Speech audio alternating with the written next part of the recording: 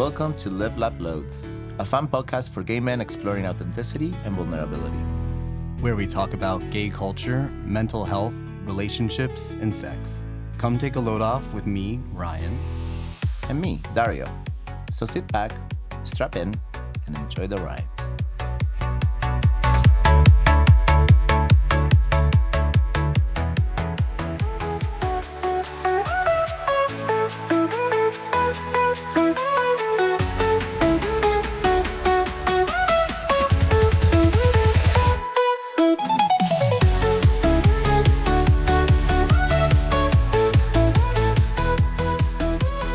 You're listening to the continuation of last week's episode. We hope you enjoy it. Let's jump right in. Yeah, everybody, welcome to the first interview aspect of our podcast. We're so happy to have our very first guest. We have our guest. Just for anonymity reasons, we're gonna call him Bo. He's 35. He's from Kentucky.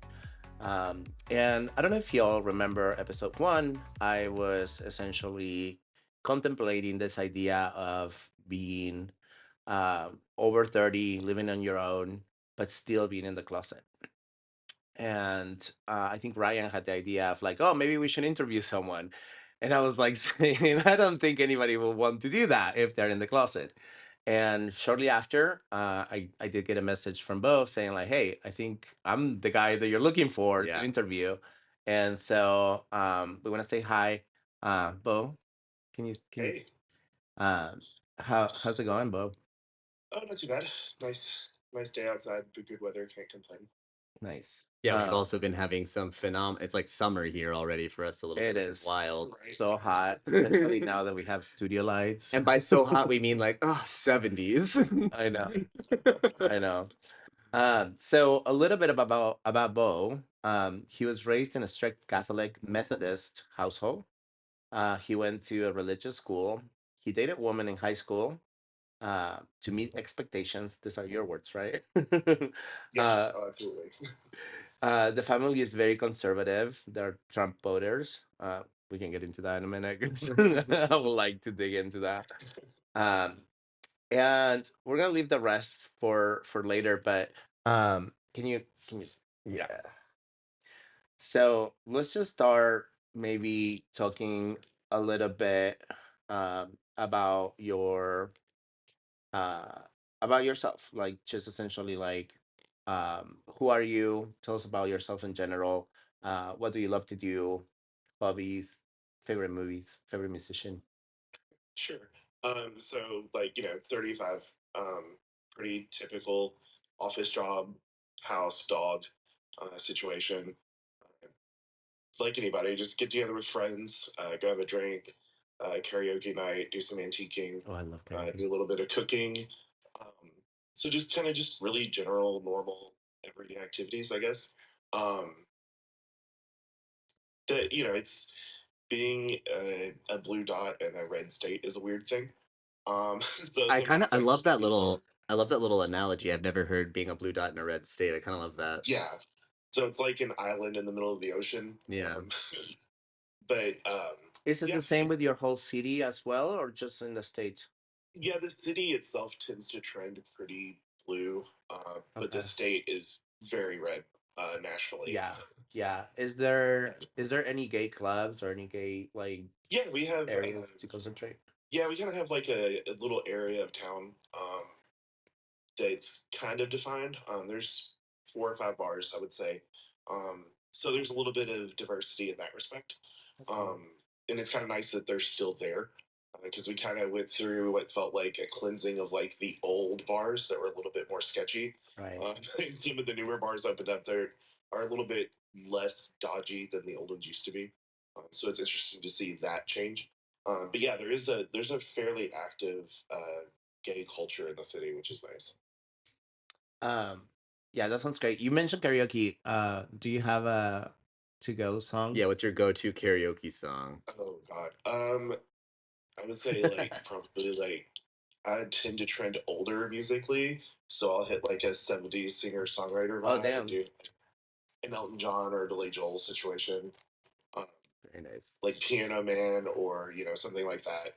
Are you a good singer?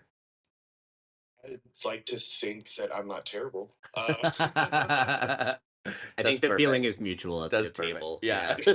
That's all we all hope for is just not to be terrible. Yeah, exactly. And a few drinks helps a lot. So I always encourage people to drink more if I pick up a microphone.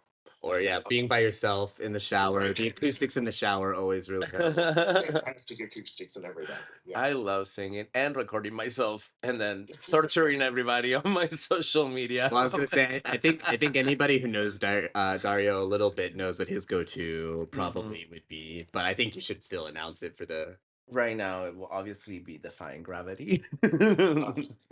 Yeah, I would say that mine would also probably be Disney or a I musical. feel like it's easier if it's Broadway, right?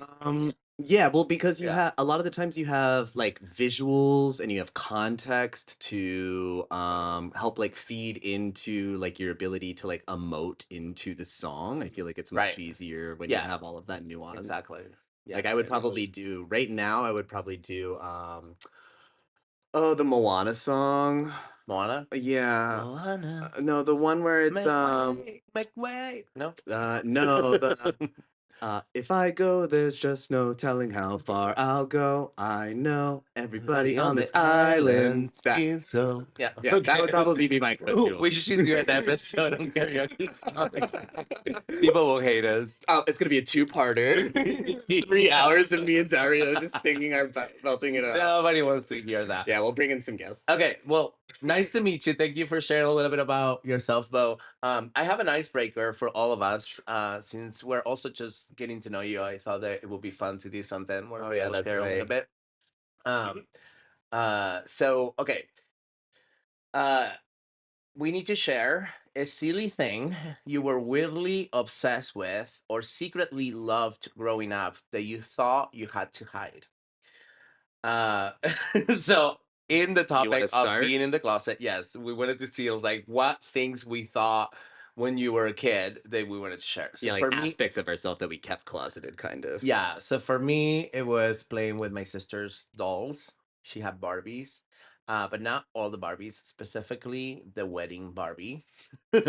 She actually did not let me use that.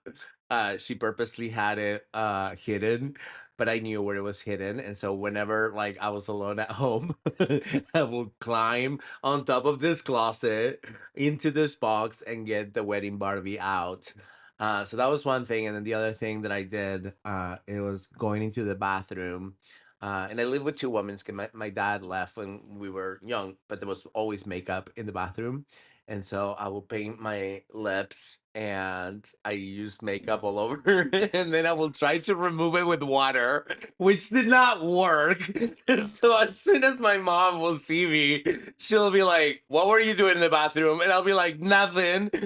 And I had this like slot makeup, like it's like totally like. Were you playing Pretty Woman? Like Yes, of course I was. Yeah. And wearing her like high heels as well. I will have like these little moments, but I will try to hide it. Yeah. So that was mine. I would say that the most prominent one that I think of and I have like this very specific like visual attached to it too, is like we moved to Pennsylvania. It was the house that we had built and hanging out in the living room. And I used to really like to watch Sailor Moon, but I would be really embarrassed about my dad catching me watching Sailor Moon. So I would always have like some other cartoon show. You just hit the return button really quick. Yeah, exactly. God saved the gays with the return button. That's funny. Yeah. That's funny. So, I mean, I definitely used to play with Barbies too. I don't know that I felt like I had to hide it though, because for me it just like made sense that the Barbies were like the princesses that had to be like rescued or something like that. Yeah, I think like I just got in trouble at school because it's Argentina was such a like macho country, so like anything that was not soccer, like playing soccer and like I don't know, fighting with boys, like it was just very feminine, and so I couldn't. Yeah. So like I had like the classic CD rack in the bedroom where all of my CDs were, and there would be a lot of like again like 70s rock and like all this like pseudo hyper masculine music, but in the case would be like Sarah McLachlan and like I'm like, oh yeah, these are totally like And then I've got my headphones in. I'm like, yeah, I'm gonna listen to like Dark Lady, and you can like Sticks or something.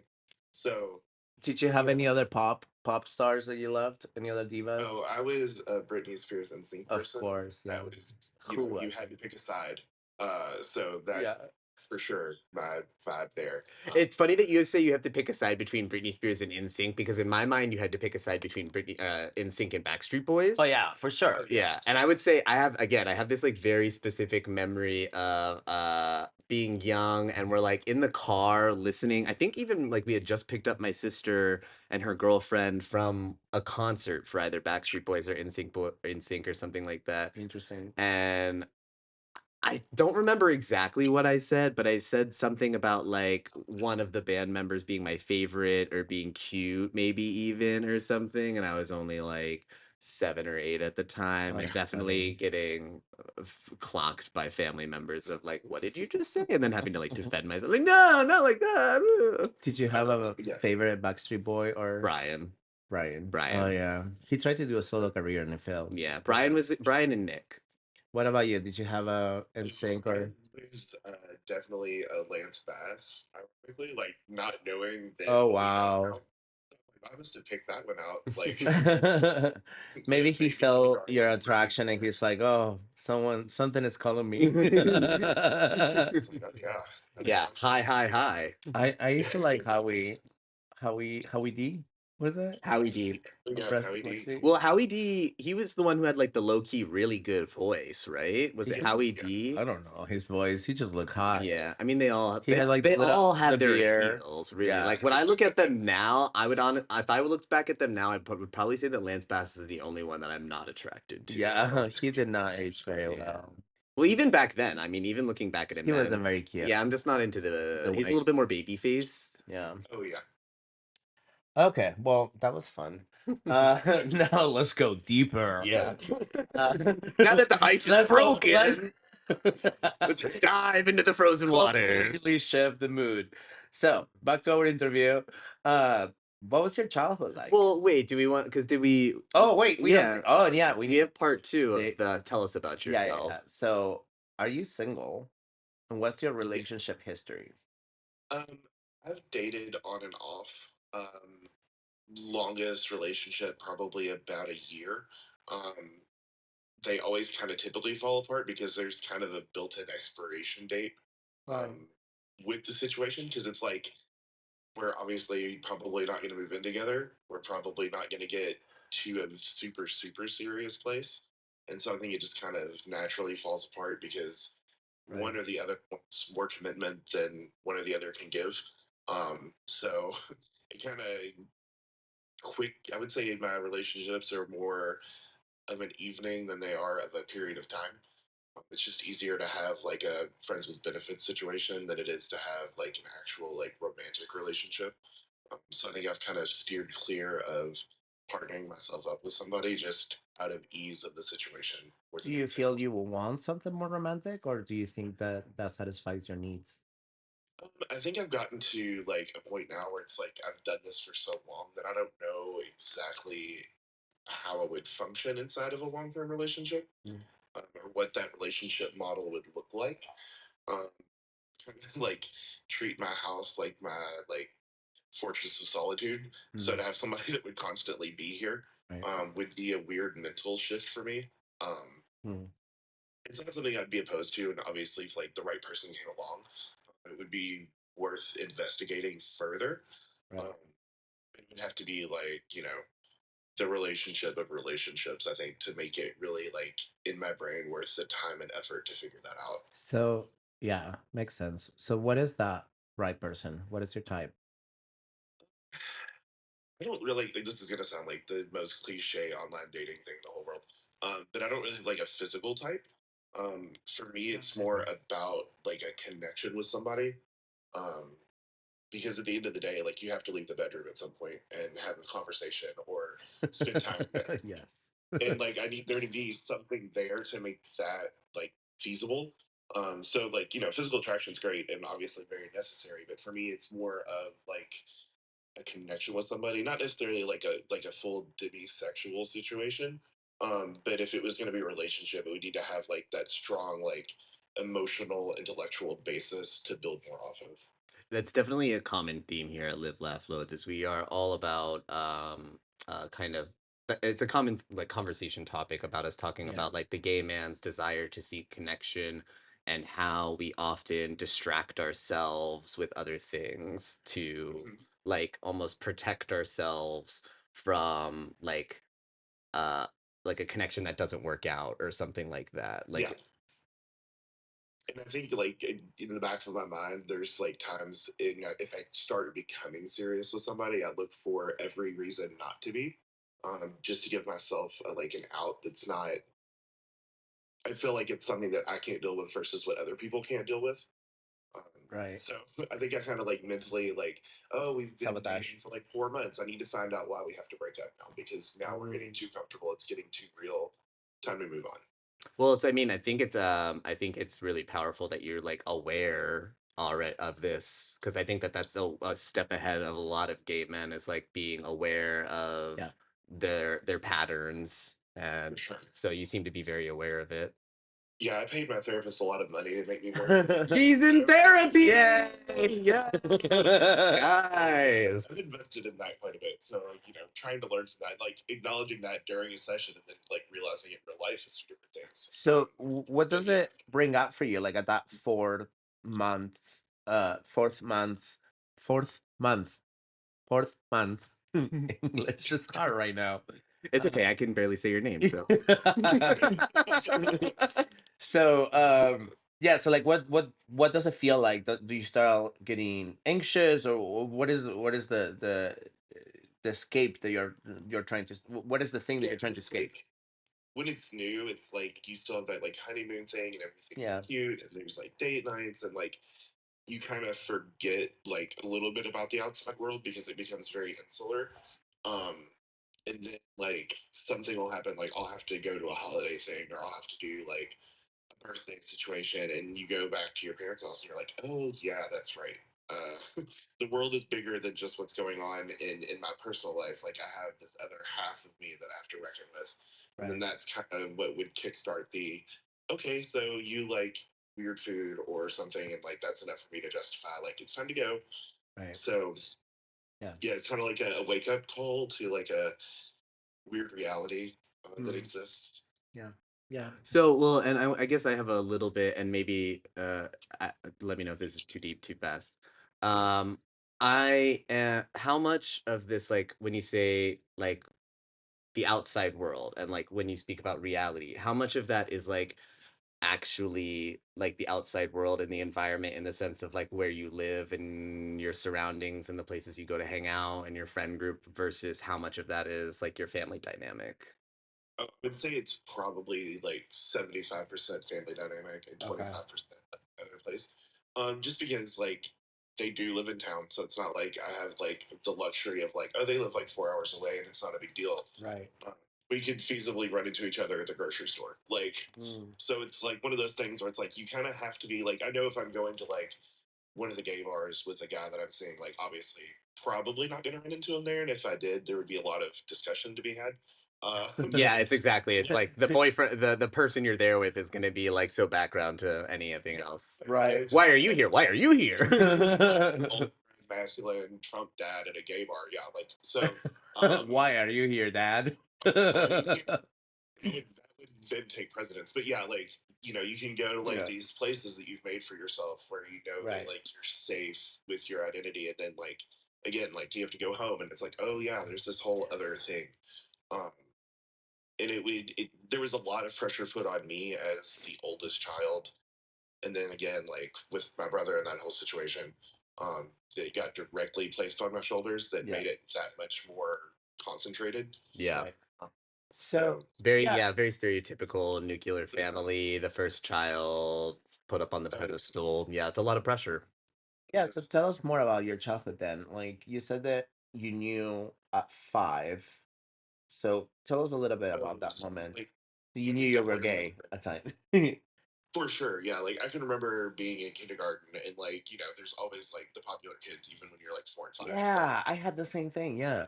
So like and kind of similar to like what you were mentioning in episode 1, like there was the kid that you hung out with because like pretty eyes and you were attracted to that for whatever reason that was. And like I would look at like these 2 or 3 boys that clearly ran the class, and I'm like, oh yeah, like there's a vibe here.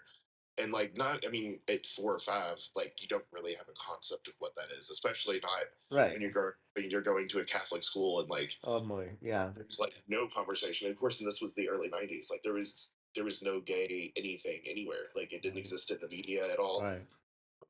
So it's like I wouldn't have known what it was if it bit me. Right. Um, Well, but at that age, I feel We don't like, even really know what yeah, attraction is. yeah, I It's think not like really at a that age, you just want to be friends with this person because there's something, but like you don't yeah. know that that's attraction. You don't know that that's anything sexual, of course. Like it's just this thing. This pretty shiny Yeah. thing. It's like Yeah. it's like when you get a new toy and you're like, it's beautiful. I want to Yeah. play with it. Yeah.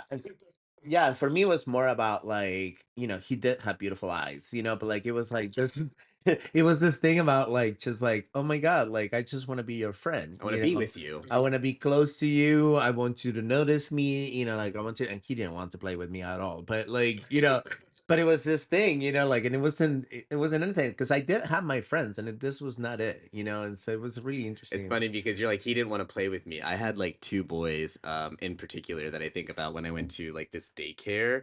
And I specifically remember like making them do this. I was like, okay, you take this arm and pull and you take this arm and pull and fight over me. Oh my God. Man. Fucking narcissist. You all I go to love- battle for I me. loved it. That's hilarious. I secretly already knew who I wanted to win though. well, of course. Yeah. Tell us, Bo, how was it growing up religious? I like looking back on it, I can definitely see like the issues that come from that background. When I was growing up, that was just life. Like we would go to church twice during the week with like school, and then I would have to go to church on Sunday. Oh Jesus. And then you were in youth group, and then like you were in the choir. So it was like the social organization was church. Like That's your where community. Yeah. Right. yeah. So like then it was just like, oh yeah, like everybody goes to church all the time. It is what it is. Like, and now I'm looking back on it going, that is like kind of culty. Like that's the only place that you have any socialization. Like the only thing that wasn't church when I was a kid was Boy Scouts, which Oh. might as well be church. It's really I mean, church adjacent. Yeah. Yeah. And then, we met at the church because that's where they had the meeting group. So Yeah. even when we weren't in church, we were at church. So um it definitely like created a mental, and like I could recognize it when I was in my teenage years, like this like back and forth in my brain of like this is what you're reading and being told versus this is what's going on in your head, and you've got to reconcile that, which just at 13 years old when you're trying to reconcile everything else and you add that to it is a lot of fun. Right. um, Do you but yeah, consider yourself religious now? I have not gone to church outside of a wedding or a funeral in like 15 years. Okay. Mostly because I feel like I put in my time already. I've gone to church enough for like 5 people in my lifetime. I think if I could find a church that actually did what they said they should do, and actually was focused on like values that they preach instead of like collecting money and just organizing people, Right. I think that would be something I might be open to. But I wouldn't say that like I wouldn't say I'm an atheist, but I definitely don't like subscribe to anything particular right now. So Those churches definitely exist out there. If I hope you don't feel like they don't exist. Those and I think that there are even maybe opportunities to participate in those spaces virtually. Not to like put any pressure, but just for anybody who's listening who does want to engage like in religious activity, I've certainly seen and talked to people who go to churches that they feel totally comfortable at. So Absolutely. Yeah, it's just that, like in this town again, it's like you're Catholic or you're Baptist, and that's pretty much down the line. Like everybody falls into it because it is like right there on the edge of the South. yeah. can you explain the difference? Because I don't know if I know the difference between Baptist and There are so many different sectionalities of Christianity. I believe I was Methodist, I think is what, or maybe not. I don't know. There's too many. I can't remember. Yeah, Methodist and Catholic are like, we used to call Methodist being Catholic light. Like, it's very much the same thing. It's a little bit less structurally rigid. And the Methodists do like have women pastors and stuff. So it's a bit more progressive. And the United Methodist Church has gotten far more progressive so far as like LGBT inclusion in the last Oh, interesting. which is nice to see. The Catholic is obviously like it's a very rigid structure. Um, they're very, down the line. This is, how you do things. The sacraments are very like I could go to a Catholic mass now and probably still know all the words to a Catholic mass, and I haven't been to one in like 20 Wow. years. So like it's very structural. Right. But still like, Baptists and Catholics famously conservative people. So there's that still that overbearing sense of like this is the only way that life can work and it has to function that way. So it can be really overbearing when your brain has a deviation from that. And my understanding too, correct me if this is not the case, but I don't know as much if it's the case with baptism even specifically, but with Catholicism, a lot of it is structured around like guilt. Oh, yeah. Like Yeah. like there's a lot of like core premises being like you feeling guilty about the things that you do out in the world and needing to seek um um Forgiveness. forgiveness. I mean, the Oh whole yeah. premise is, like But I don't. someone else sin and you already were born with that sin. Yeah, correct. But I don't recall, like I don't recall ever like having these like the feelings of guilt being pushed on me like I hear Catholics talk about. Oh, Like that's just like a very common thread among like Catholicism. oh I yeah. think certain um like ethnic groups like Irish guilt, Italian guilt, like there's some Yeah. people who try to like claim it in a little bit more way, but I think it's just a common thread Yeah. amongst Catholicism is my Yeah, understanding. my Yeah. grandmother taught a master class in guilt. Yeah. Yeah. She's very good at it, both religiously and socially. She's a little tiny woman, but she was terrifying. But yeah, that is kind of like a you've always done wrong. You're going to continue to do wrong, and you have to grovel for forgiveness. And I think that's kind of a weird place to put yourself in Yeah. to make yourself feel like you're not, you know, you're less than all the time, no matter what you do. It's probably wrong. You've probably sinned. I do that enough to myself. I don't need like a preacher Right. or pastor or something to come at me and like, hey, you're also terrible. Yeah. So I think that's another detractor from wanting to jump back into that world. So how do you think that growing up religious in this religious environment impacted you now as an adult?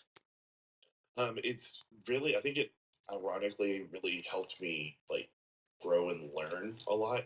Um, I had a massive shift in perspective over the last 10 years or so. Like, I was growing up very, very religious. Like, you were told to register Republican when you were registered to vote. Like, that's who you vote for, and everybody else is stupid. So you better make sure you just toe the party line. And then right around 2016 and through like lockdown and stuff, like I took time to like really sit down and like read about things and have an open mind about it because I was that kid in high school that was like, oh, we're going to campaign for George Bush, even though we can't vote because that's what we were told to do to be good kids. So it's like shift from that to like basically I'm full on the other side of the table now. Like I can't even fathom. Like I changed my voter registration. I was like, I can't walk into a place and be like, yeah, I'm on the Republican side of things. Like that just boggles my mind now. It's So interesting to hear that like that the ties of like religion and I guess Catholicism and like Republicans is even coming from inside of the church. I didn't. I think that the absolutely. nationalism mixed with Christianity is what got us where we're at right Yeah. now. Oh, absolutely. Yeah. I Absolutely, definitely. yeah. And like having that background and like remembering how I behaved and what I would say, and like because like I think about it now, I'm like, you just repeated talking points all the time. You didn't have any original thoughts. You just repeated what people Right. told you to think about stuff. It's brainwashing Um, to a degree. yeah, exactly. Yeah. And so like when I sat down and like read studies or read books by people who I would have been told were like, don't read about them and stuff like that. I was Right. like, oh wow, like and like even like listening to there's a podcast called The Moth where it's just like storytelling and there's like people from all over the world telling stories about their life, and I'm like, oh my god, like there's so many more experiences than what's just happening um, right around me, and like hearing different perspectives and seeing how things look from the other side of things and not just from my point of view in the world. um, Right. I really took that time to like change a lot of my thought processes and realize, oh, like I agree far more with these other people, and like there's reasons not to repeat and think the things that I used to think and say. um What do you think that that was? Because I sometimes wonder too, like what drove me to ask why or what else is out there. Was there any experience or anything that was just like the moment that you were like, wait a minute, this does not make yeah, sense. I need to, understand more. yeah, and I think it was just seeing the progression of things, like um my political awareness kind of began when I was, in your teens, and you're like actually watching the news, Yeah. not because your parents have it on, but because you're like actually trying to pay attention to what's going on. And that would be like the first major thing that I can remember, obviously, would be like Bill Clinton scandal, and then into the 2000 election. Right. And so, like, then that's the birth of Fox News, and that was all that my dad watched. So, Wow. um, I got one side of this. Like, I was reading like Bill O'Reilly books. Like, it was like I think about it now, I'm like, oh god, that's gross. Right. Uh, but like I was told like this is the way of the world. Like, and at 13, 14, you're forming everything, like your thought processes and everything, and your value system starts to come out. And I was like, oh well, here's this system being handed to me by people that I trust, so it Right. must be correct. Right.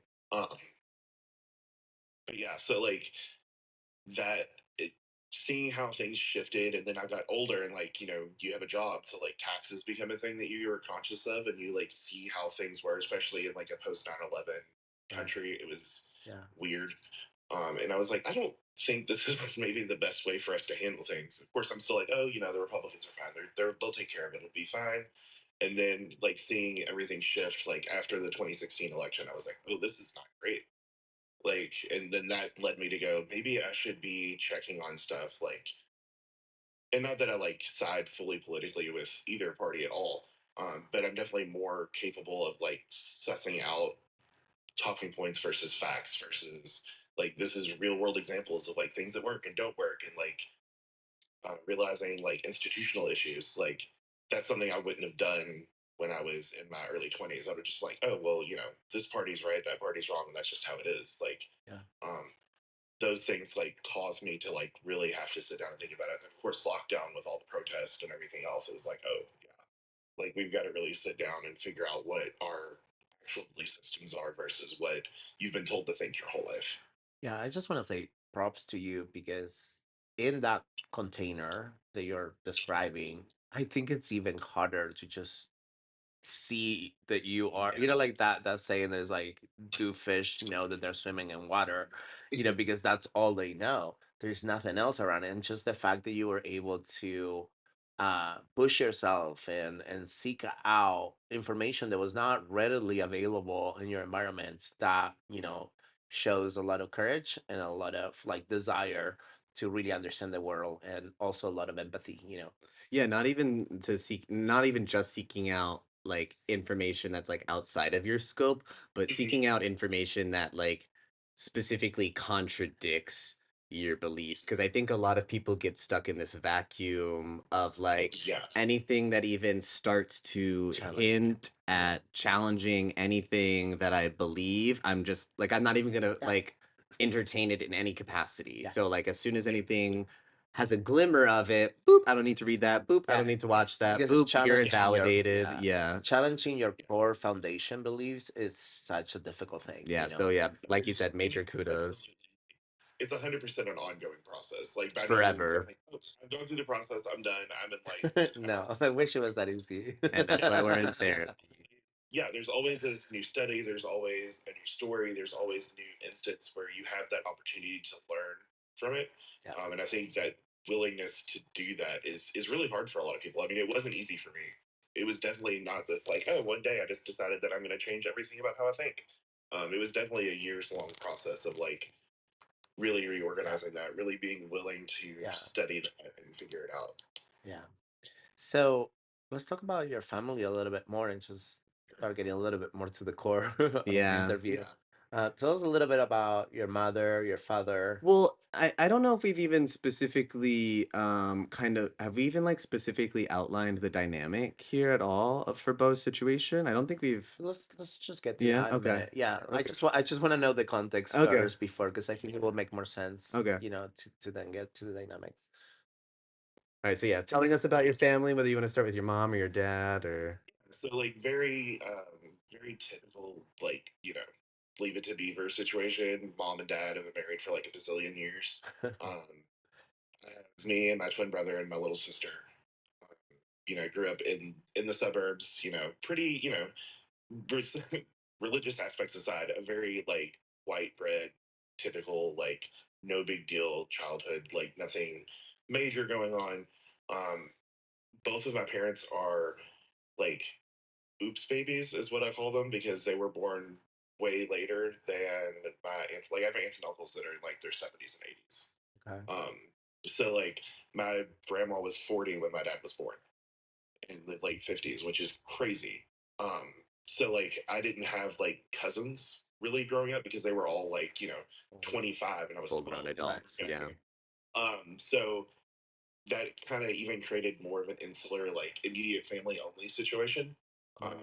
So like a lot of my youth was just spent at home with my brother and sister, um, which again made it far easier for like, my dad is the controlling presence of the family, like very much like king on his throne situation. Everything is done to make sure that he's happy. Very really traditional upbringing. Always joke that like I should have been born in like the early 70s, because I'm like I feel like I'm a generation removed from a lot of people having had like grandparents like that were in their 70s when I was born. So like I didn't have like young grandparents; they were always just old people. Uh, and my parents were like I have an uncle that was born in like the late 30s, so it's like um, my dad is a generation removed from his own generation, and I feel like I was more my dad's generation than he was. So that was an interesting dynamic because it's much more uh, traditional, like hard nosed conservative values that I think I wouldn't have had if my parents were closer in age to their brothers and sisters, where they would have been raised in a different perspective. Did they have jobs? Oh yeah, Both of your parents? yeah. My dad was a cop, so awesome.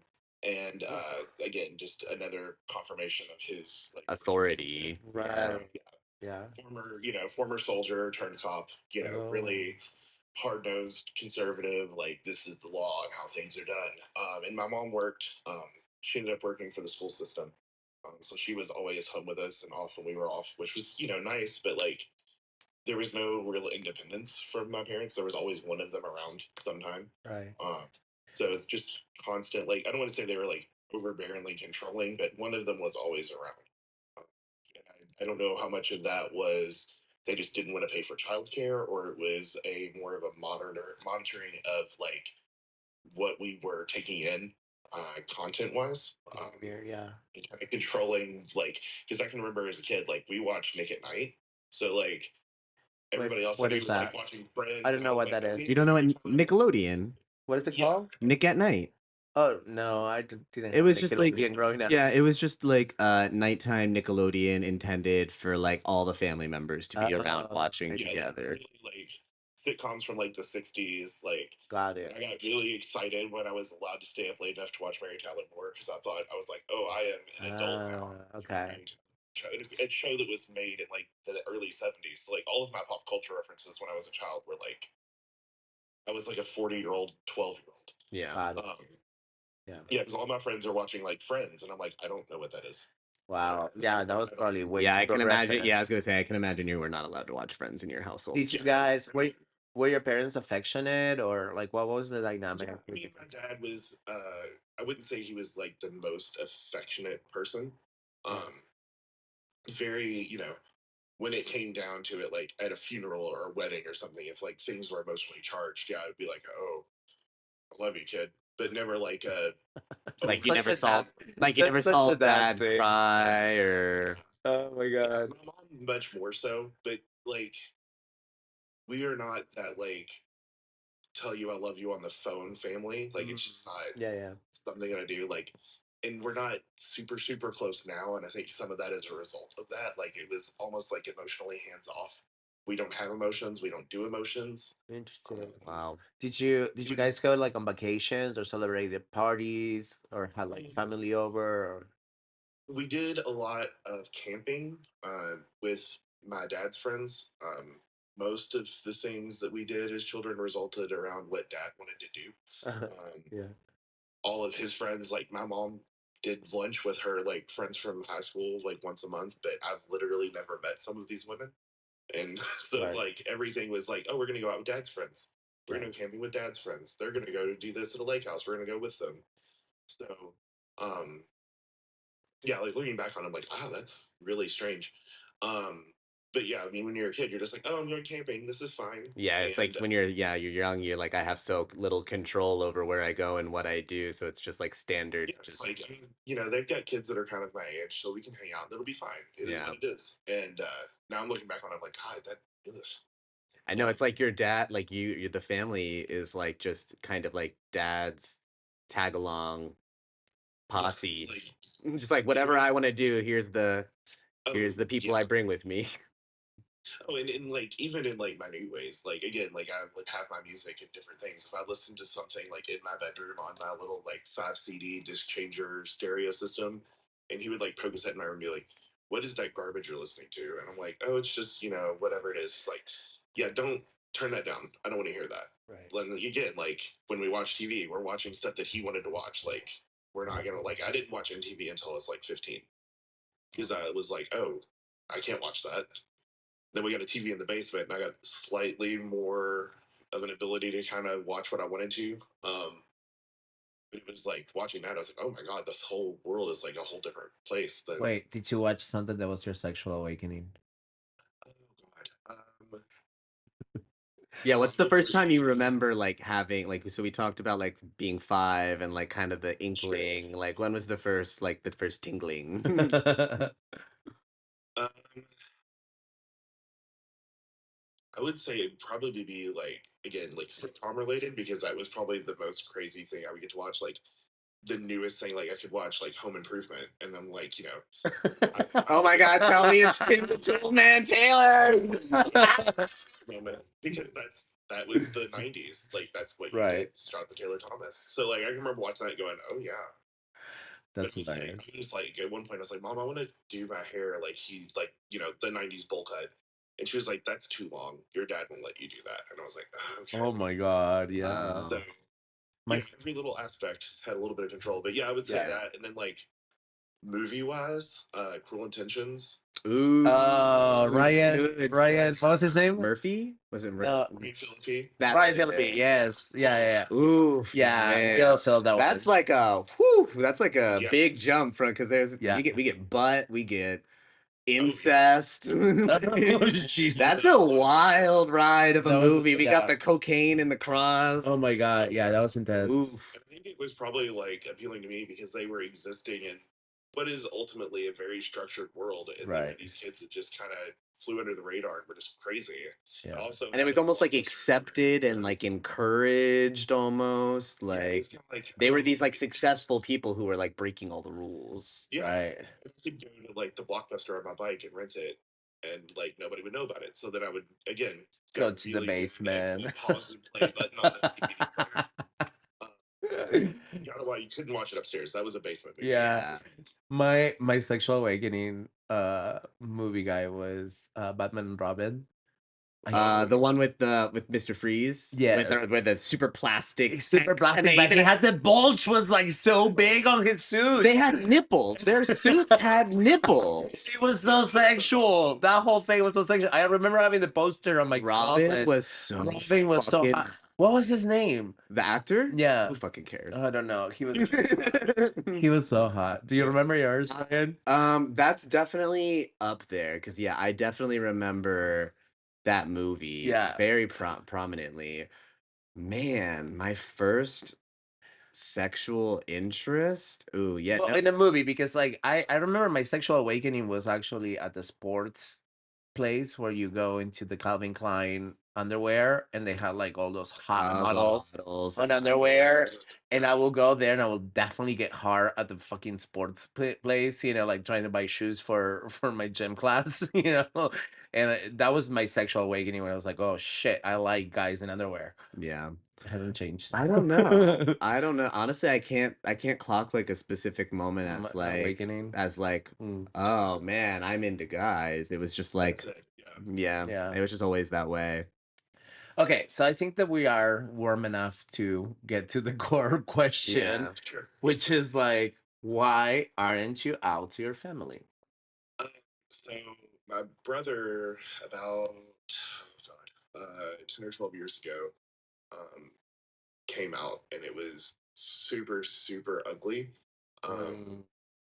He Can you did. can you just yeah, I was like, can you speak to like the ugliness a little bit more, whatever you feel comfortable saying?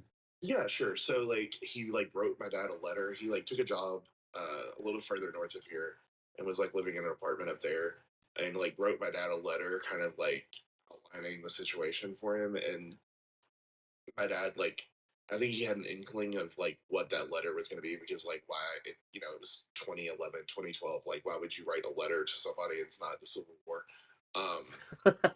So I think he kind of figured it. And my brother is much more less reserved than I am. Did you know about your brother or no? Was this the moment that you find Yeah, out also? I think most people would know about my brother. Like your brother's like a little bit more flamboyant. Much more, yeah, on his leave Colorful. situation. Flamboyant's okay. It's It's okay to be he's always flamboyant. been like more of like the art student, and I was always the history English kid, so I was always a little bit more dialed back anyway. But yeah, I think my dad was kind of like, obviously, like this is what it is, and I know it was like right around Easter, because we had to go to my aunt's house for Easter, and like my dad was like, "I'm not gonna go to the thing until he leaves. Like, I don't want to be in the same house with him right now." Wow. And it like, it got to a point where the legend is that mom like was like, "You're gonna have to pick whether you want to have me and the kids or not have either, because I'm not gonna sit here and like have this back and forth." Um, so I think Kudos she for kind of, these championing moms. Yeah. Like my mom had a and kind of Yeah, similar, that's like your mom. yeah, I don't want to like paint her out to be a saint, because she still struggles with but it. Like, still, that's but powerful. like, she like automatically like joined P Flag the next day. And Yeah. Whoa, that's huge. That is huge. No, she Yeah. didn't join. Oh, She, sorry. no, that was a sarcasm. Yeah, that was a. Oh, okay, sorry. No. I don't understand sarcasm. She was much more willing to. It's more about just like stopping conflict. Oh yeah, the conflict thing probably. Yeah, it's more just about stopping conflict Yeah. than about acceptance, maybe. Yeah. So okay, so let me piece this together. So your brother writes a letter to your dad. Your dad Yes. reads this letter, and then he communicates with you and your mom about what the letter is about. Or did you all get to read the letter? You haven't had at this point. You haven't had any conversations with your brother on your own. I think I'm trying to. This like feels like another lifetime ago.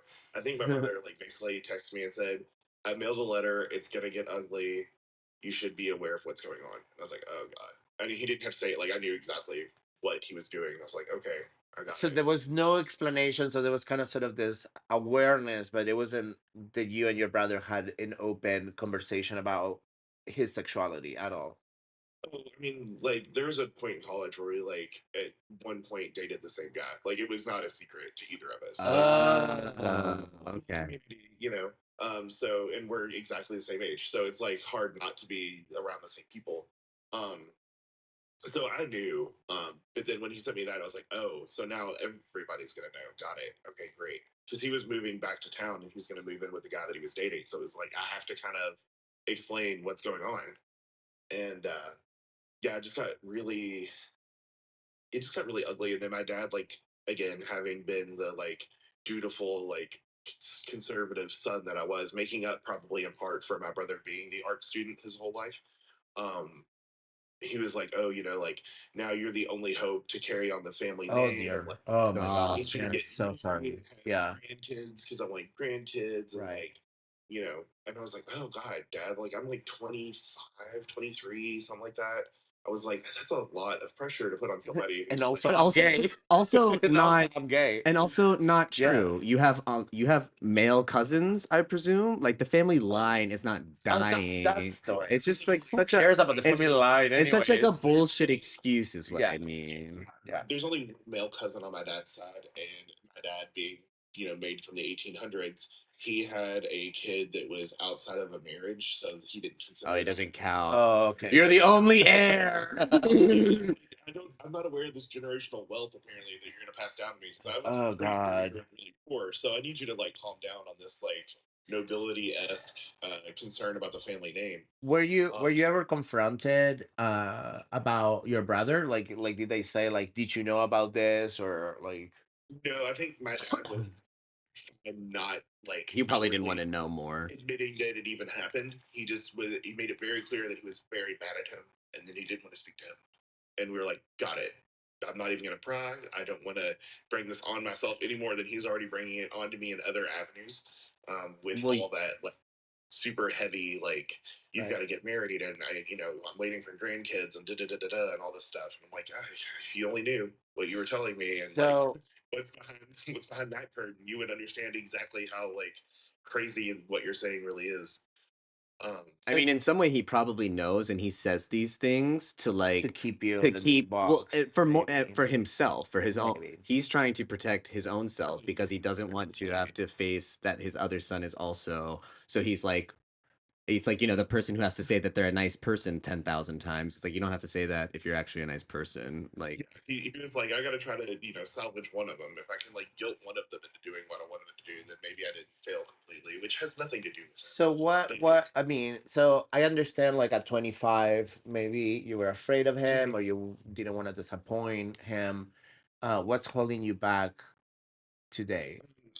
I think now it's just more of, I think it's equal parts like habit. Like I've been doing it my whole life, so it's like I this is just I'm used to like take off one hat, put on another, you know, that kind of thing. I think I do it a lot for other people. Like I think it's easier on my mom if I just don't stir the pot. And it's like my sister has kids now, and it's like I don't want to make their life weird because my dad's going to be kind of a weird jerk about the whole situation. So it's like I'm not dating anybody. I live alone. Like I don't have like an immediate need to blow everything up in a way that I think it would hit my dad much harder for me um, to have that be said than it did for my mother because they never really got along to start with. Right. They're very similar. So he was more of the Personality-wise. black sheep already. He had already Yeah, that. I was always more the one that was there to like make up for that on the back end. Right. I, I, So I want to say something. I think you seem like you're a very emotionally intelligent person, so you probably already know this, but I understand the value of hearing somebody else say it. It's not you blowing up the family, it's your dad blowing up the family. I just want to make that very clear that you're not upsetting the balance, that in this scenario, it is your father who is upsetting the balance because you're just 100%. existing. Yeah, that's the remnants of Catholic guilt lingering in my Right. brain. Yeah. I think If I'm it's even without religion, I think that that's a common It's a thing gay that a lot of people will experience. Yeah. feel. Our relationships with our parents are so intense and like All the relationships I think particularly they didn't understand parenting as guidance. They understood parenting as like you're control. gonna be a copy of me and you're Mhm. going to do what I want, Control. and you're going to live out all of the dreams that I I had didn't planned get for to. you that I couldn't myself achieve, but like now I want to. And like at, at the onset I think that there is a desire to give you happiness, but the execution of that is improper. Because the idea is you're going to Yeah. be the perfect version of me that I was not able to be, not I'm going to And help you be the that's best what it would version be of happy, yourself. right? Like that's the concept of happy that they have. And they don't realize you're your own Person. person, and what it's happiness for you, it's not happiness for me. And if you really understood parenting, you will be happy if I am happy, and let me choose what that happiness looks like. I Yeah. spit all over. Yeah, his happiness is very much contingent on if everybody's following his rules. Like, He thinks it is. I Yeah. doubt that that's actually the reality of the situation, Yeah. but he's Yeah, at this to him, point 50s, 60s, 70s, so he's in Yeah. a stone structure that's Do unlikely you to. know? Do you know anything about his upbringing? yeah, I mean, his dad was also a cop, Oh also boy. like World War II vet, Military, yeah. Yeah. very, very problematically conservative. Just a product of his era. Like, Right. Yeah. you can't look at somebody through a modern lens and go, "Oh my God, you're such a horrible person." I mean, that's Right. just how he grew up. He Right. lived through the Depression. Lack of exposure, lack of Yeah. experience. I mean, my dad was also a cop, so I can totally relate to Yeah, all and my those dad was pieces. significantly older, so I can relate to you on that aspect a little Yeah. bit. Yeah. So yeah, and I feel like I think he feels like he had a much more stern childhood than he actually had. Because like I'll have my aunts and uncles on his side tell me stories and like, yeah, he got away with murder. He's This the dude was baby. He was a Yeah. late in life baby. He got whatever he wanted. I know what that's like. when he graduated from high school, like my grandma was near 60. So Yeah. like she didn't have the energy to like chase him around. Like you were on autopilot. And at that point, they've had kids. They've done it all. They're like, Yeah. whatever. He'll be fine.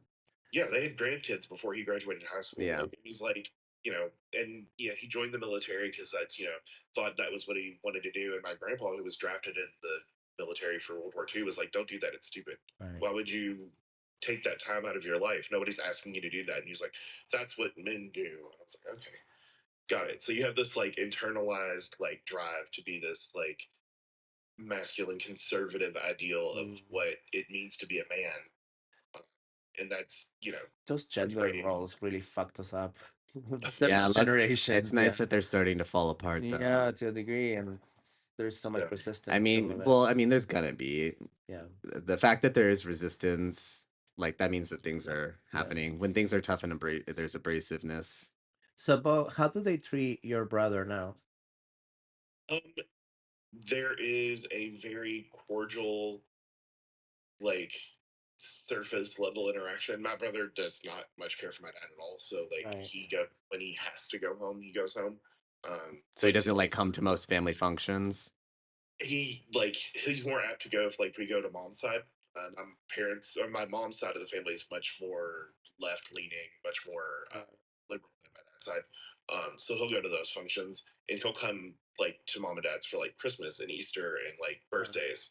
But like he's not just gonna like stop by and have lunch. Right. Like that's not their relationship at all. I Like I think my dad's ever been to my brother's house before, and he's lived there for like 7 years. oh, Well, didn't you say your brother moved here to be with somebody? Is your brother still with that person? Oh, no. Okay. My thought was like, Yeah. of course he's never gone over there. There's two men living there together. Yeah. My brother is also single at the moment and like lives by himself, but my dad's like terrified, I guess, that like a gay guy might be there with him if he stops Oof. by, so he just Of doesn't course. go. Yeah. How is your relationship with him now? Are you guys identical twins or No. Fraternal. Yeah. okay? Ironically, my brother looks like my dad's side of the family, which I find hilarious. Just because it's like how like he looks like my dad at his age. Like I think it's funny. Like and then that might be like another mental trip for my dad. Like, oh my Right. god, it's gay. He really sees himself in, yeah. Um but Like, do you guys go out to gay bars together and stuff? we have been out at the bars together, not on Separately. purpose.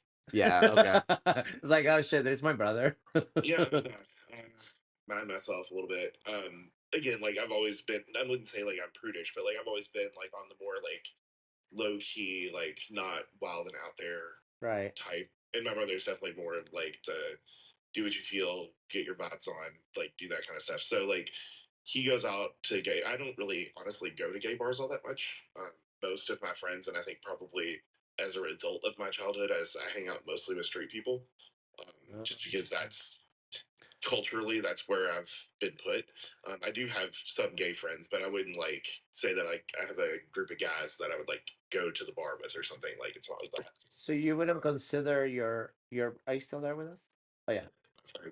Um so you wouldn't consider your brother like, your close friend or network or gay buddy? We are much closer now than we were in the past. We shared a room for like 20 years. Yeah. So I think there was Probably a little bit of like, can we be apart for a while? he moved to a city like 2 hours away for a couple of years, and I was like, okay, great, you're there, I'm here. Like, we were not like those twins that are like, we're gonna get an apartment and dress the same all the time and have all the same friends. Like, that was never us. And I think like having that few years of separation, and distancing ourselves, and then you grow and you get older, and um, there's less and less like competition between the two of you, because you get lumped together. Like, I Yeah, was absolutely. some of my aunts didn't know our names because we were always just called the twins growing up. Yeah. So you get that. Like, I don't even have an identity. Yes, Like, that's the twins here. Are they? Where are they? It was never like, where are you? Like, and you share your birthday every single year. Right.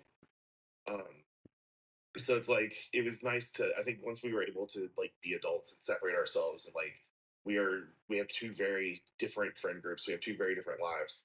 Right. It allowed us to kind of get a little bit. I wouldn't say like we're super close or anything, but like we definitely talk more now than we ever did when we were growing up. Do you think that the fact that he's out and you aren't affects your relationship in any way? It definitely has played like a dynamic to it, because he would do stuff, and he was like, you could do this if you wanted to, and I was like, yeah, maybe. I was like, you kind of like took the air out of the room there for a few years, so it was like not a lot of like wiggle room, and probably in retrospect, like the best thing I could have done was just like rode his coattails through that and been like, me too, and just been like, Just throw the bomb, just explode. Like, yeah. get the fallout. Let's just make it yeah, bigger. Yeah. it's gonna be messy. Let's make it really messy. Yeah. But I was also like living at my parents' house at the time, so like, I don't want to be like on the street. Right. I think that's a big factor. I think for a lot You're of still, yeah, you're still living in the the house. situation. He Yeah. left the Yeah. situation, so it's definitely It's easier. easier.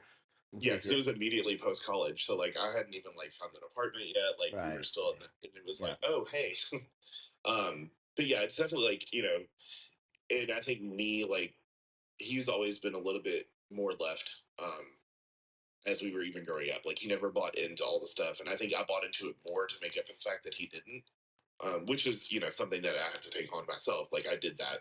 Uh, so I think now that I've like changed those thought processes, opened up, and learned a lot, we are on much more of the same page. Uh, I didn't blame him for a lot of stuff for a long time. Like, oh, I can't have these things because, you know, you did this coming out thing that really threw a rock and everything, and like created this like pseudo martyrdom like mentality in my brain, where it's like, well, I have to now be the perfect saint of a son to make up for that. Again, therapy and a lot of money made me realize that I don't have to make up for that. It's Right. not my job to make everybody happy all the time. I'm glad that you're being direct. Or any of the time, not Yeah. even just all the time. It's not your job to make anybody happy any of the time besides yourself. Yeah. Sure. But yeah, I mean, it's still something. Again, I'm not perfect or anything by any stretch of the imagination, so it's still an active, like, working in progress situation. Yeah. Um, How long have you been in therapy? I started in 2016, so coming up on Almost 10 years. 10 years. 10 years. Yeah. Yeah. Great. Wow. Awesome. A lot of We love therapy No, we here. fucking love that. Like, everybody, like, Yeah. I always say, like, everybody should have a therapist, even if it's only to go to a room once a month and talk about yourself for an hour. Yeah, Like, exactly. sometimes you just need to get it out. from to an objective person, to a person who's not Yeah. tied to your life in any way, Exactly. to a person who can give you unbiased feedback to be like, no, you're the problem. Yeah, my therapist has been several times like, you realize that you're in a prison of your own making. Like, you can Right. you can stop this. Right. It's like, yeah, you're right. So I was gonna say, so you kind of brought it up there. I mean, I hope that you were gonna ask maybe the same thing. Is there? It's because it sounds like from like the narrative that you've been telling that like you're kind of moving towards maybe, or maybe that isn't true, but is there a future that you're envisioning where you are out to your family? I think I've been a lot less concerned with like shielding them from it. I wouldn't say that it's like I'm doing stuff that's like overtly gay, like Yeah. like Wearing a rainbow shirt to your yeah, your birthday yeah, party. let's do it. But like, I'm not like they'll come over and like dog sit for me, and I used to have like decorations that would have to go into the closet upstairs in the guest room if my parents were coming over, because like we can't have them seeing certain things around the house. Like And rainbows. well, like I had like I had like an RBG bobblehead on my desk, and my parents came over and I forgot to put it away, and like my dad like turned it around backwards and like put it behind my computer monitor. He couldn't see it while he was there, That is so and so like silly. I immediately called my mom Your over. dad is so Oh my sensitive. god, your dad Your is dad is so sensitive. wow. I was like, so what we're not gonna do is redecorate my house when you come over to let my dog out when I'm out of town. Right. So I Yeah. would like my dad's office and pull down like his Trump Pence bumper sticker. Oh my god. If you're that offended by a little piece of plastic, I think maybe I have a therapist number. Should toughen up, Probably bud. Don't give him your therapist. Yeah, no, Not no, like no, a no, no, interest, no, no. but my therapist would so okay, so you have a public life, you have friends. Can you tell us like what it looked like coming out to them? Because you did said that you were out at least yeah 25%, right? yeah. So like right after high school, like I dated women all in high school because that's what you do, and you go to prom and you have your whatever. And I was in a pretty long term relationship uh, that broke up. She was a year older than me.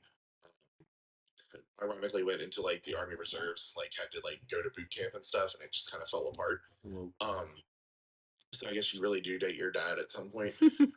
Even if he's a woman. Right. And so like after I graduated high school, it was like the very earliest like early 2000s inklings of like online dating where you could like set up a profile and message people and like on a laptop because iPhones weren't a thing yet.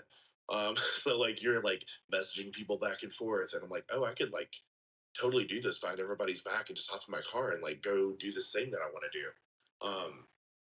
And so then I started dating a guy very soon after. Like probably I graduated in May and we were probably dating in July. Like did I you wasted tell no her time. that Let's, you did you let's tell just her jump you were into gay? it. I'm sorry. Did you tell her you were gay? You're talking about the girl The that girl that you were dating? Oh no, we didn't talk anymore at all. Like she Oh, was okay. gone. Like It's she didn't over. want to hear from me. I didn't really want to talk to her anymore. Oh, okay. I did have a really close friend at the time, and I remember like we went to like a TGI Fridays for dinner because that's fancy when you're TGI 19. Friday. The potato skins at TGI Friday. I love those. I had like a nasty anagram that came out. And like, thank God it's at the F word. Right. Thank God it's faggots. Right. Yeah, my friend didn't know that that was the dinner we were gonna have. Because like she was like really close with like the girl I dated, like we all hung out in a big group, and I was like, "So I'm gonna tell you about this." And she's like, "Oh my god!" And I was like, "Yeah." And again, like my brother being so much more open about things, like kind of gave me a smoke screen to fly under the radar a little bit. She was like, "I would never have guessed," and like all this stuff, and I was like, "Yeah." And so from then on, it was like, okay, so friends are gonna know. They're gonna have to know at some point because if I'm like gonna like even attempt to date anybody at some point, the friends are gonna be around. Right. And I had friends at that point that were not like I don't talk to anybody that I grew up with. Um, Good for you. most of them we wouldn't agree with a lot Yeah. of stuff. We wouldn't have a lot Yeah. of stuff in common. Yeah. So that was the point at which I decided, okay, so friends and social life can be one bubble that I can like maintain over here, and then family is going to be an old school situation where we're going to like be a little bit more guarded about like what we're into or talking about or reading or listening to or hanging out with or what bars we're going to and that kind of thing. And so your friends know that they shouldn't promote your gayness, that you're in the closet. Yeah. Thankfully, my parents are like not social media people, thank God. So I don't have to worry too much about that. Oh, But like, gotcha. yeah, but like even if like for whatever reason, if my mom or somebody is like around, like they're very like cognizant of like, oh, we're not gonna like openly reference this Yeah. because we get it. And I'm like, okay, cool. So and they did like meet one guy that I was dating who I brought over as a friend, and like we hung out, and they were like, he's different, and I was like, yeah.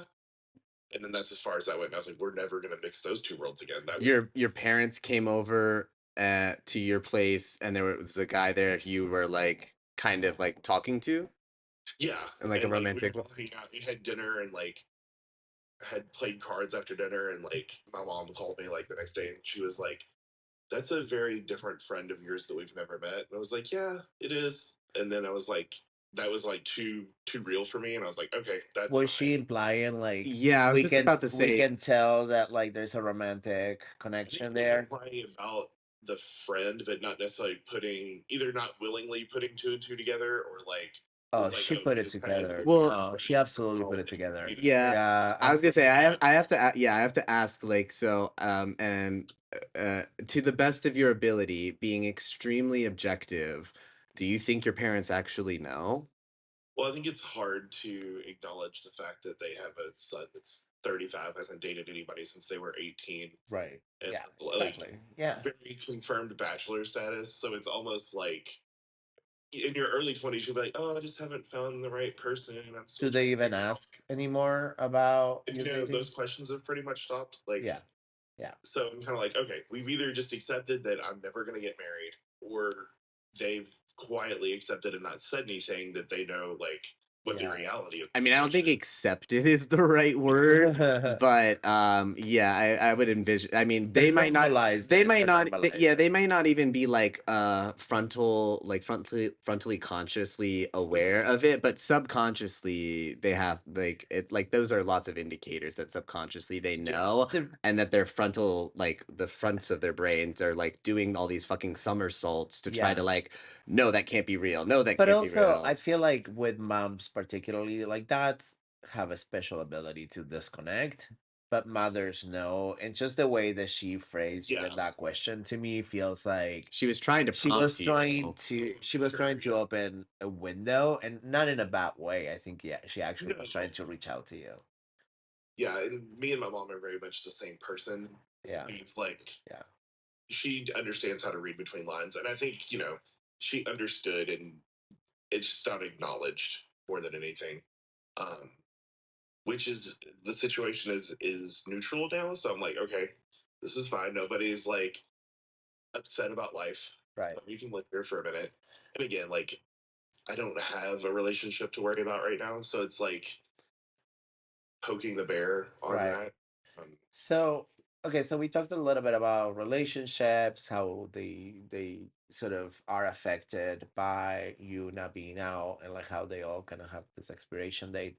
Like, how does all of this affect you and your mental health? Um, it's a struggle sometimes.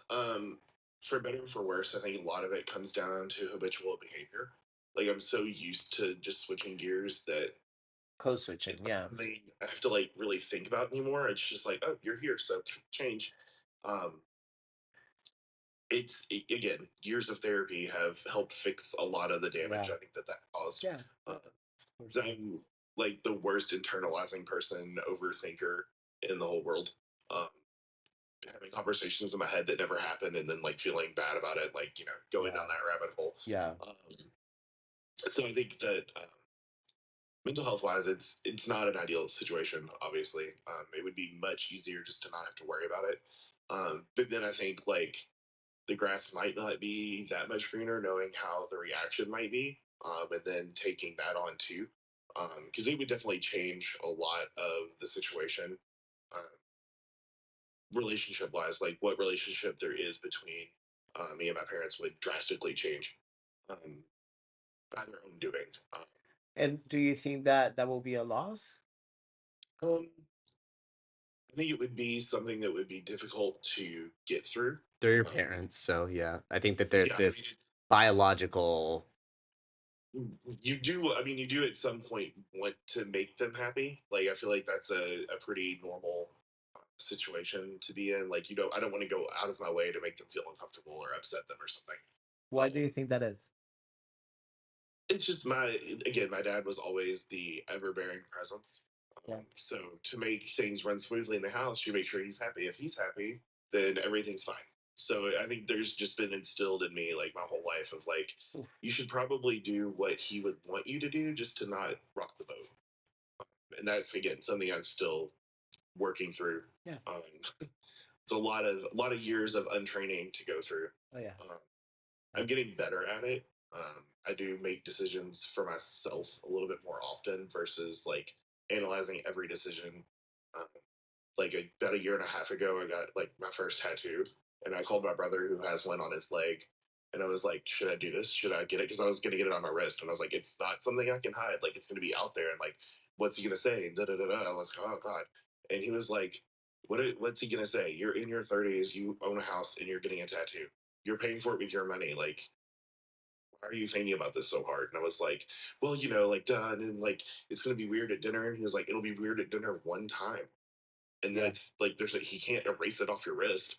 So just make a decision and be an adult. And I was like, you're right. It's it's a process. I was in LA recently with my friend, and we were talking about, I have two Instagrams. I have the public Instagram that everybody knows, and then I have a private Instagram that I have like work, ex coworkers, friends, some family, and uh and my friend, it's part of both. And she was probably the first person to cross over from my close friends to my public Instagram, right?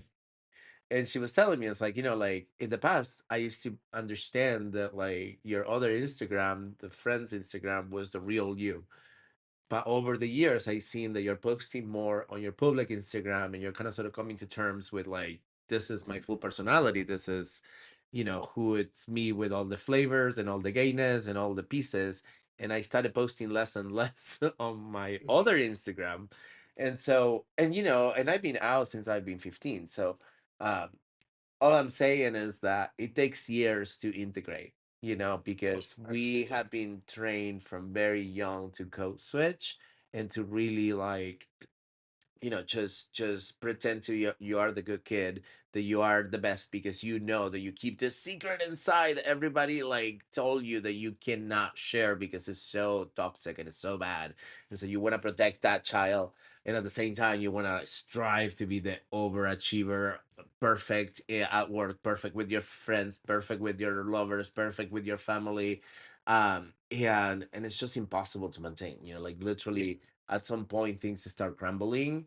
And I have gone through that crumbling so many times in my life, and every time that all of those pieces fall apart, like I just kind of put it all back together as like a one piece that becomes bigger and bigger.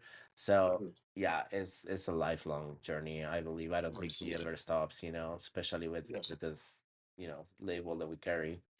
So, and I guess I want to maybe even backtrack because I don't know that uh, uh, I don't know that we maybe even really got like an answer, and it's okay if you don't maybe even Sure. have an answer. But maybe even to elaborate a little bit more on the question. But is there like a specific event or like milestone that you can envision or imagine that like would be like a okay, now I'm ready to come out. Now I'm ready to tell the family. Yeah.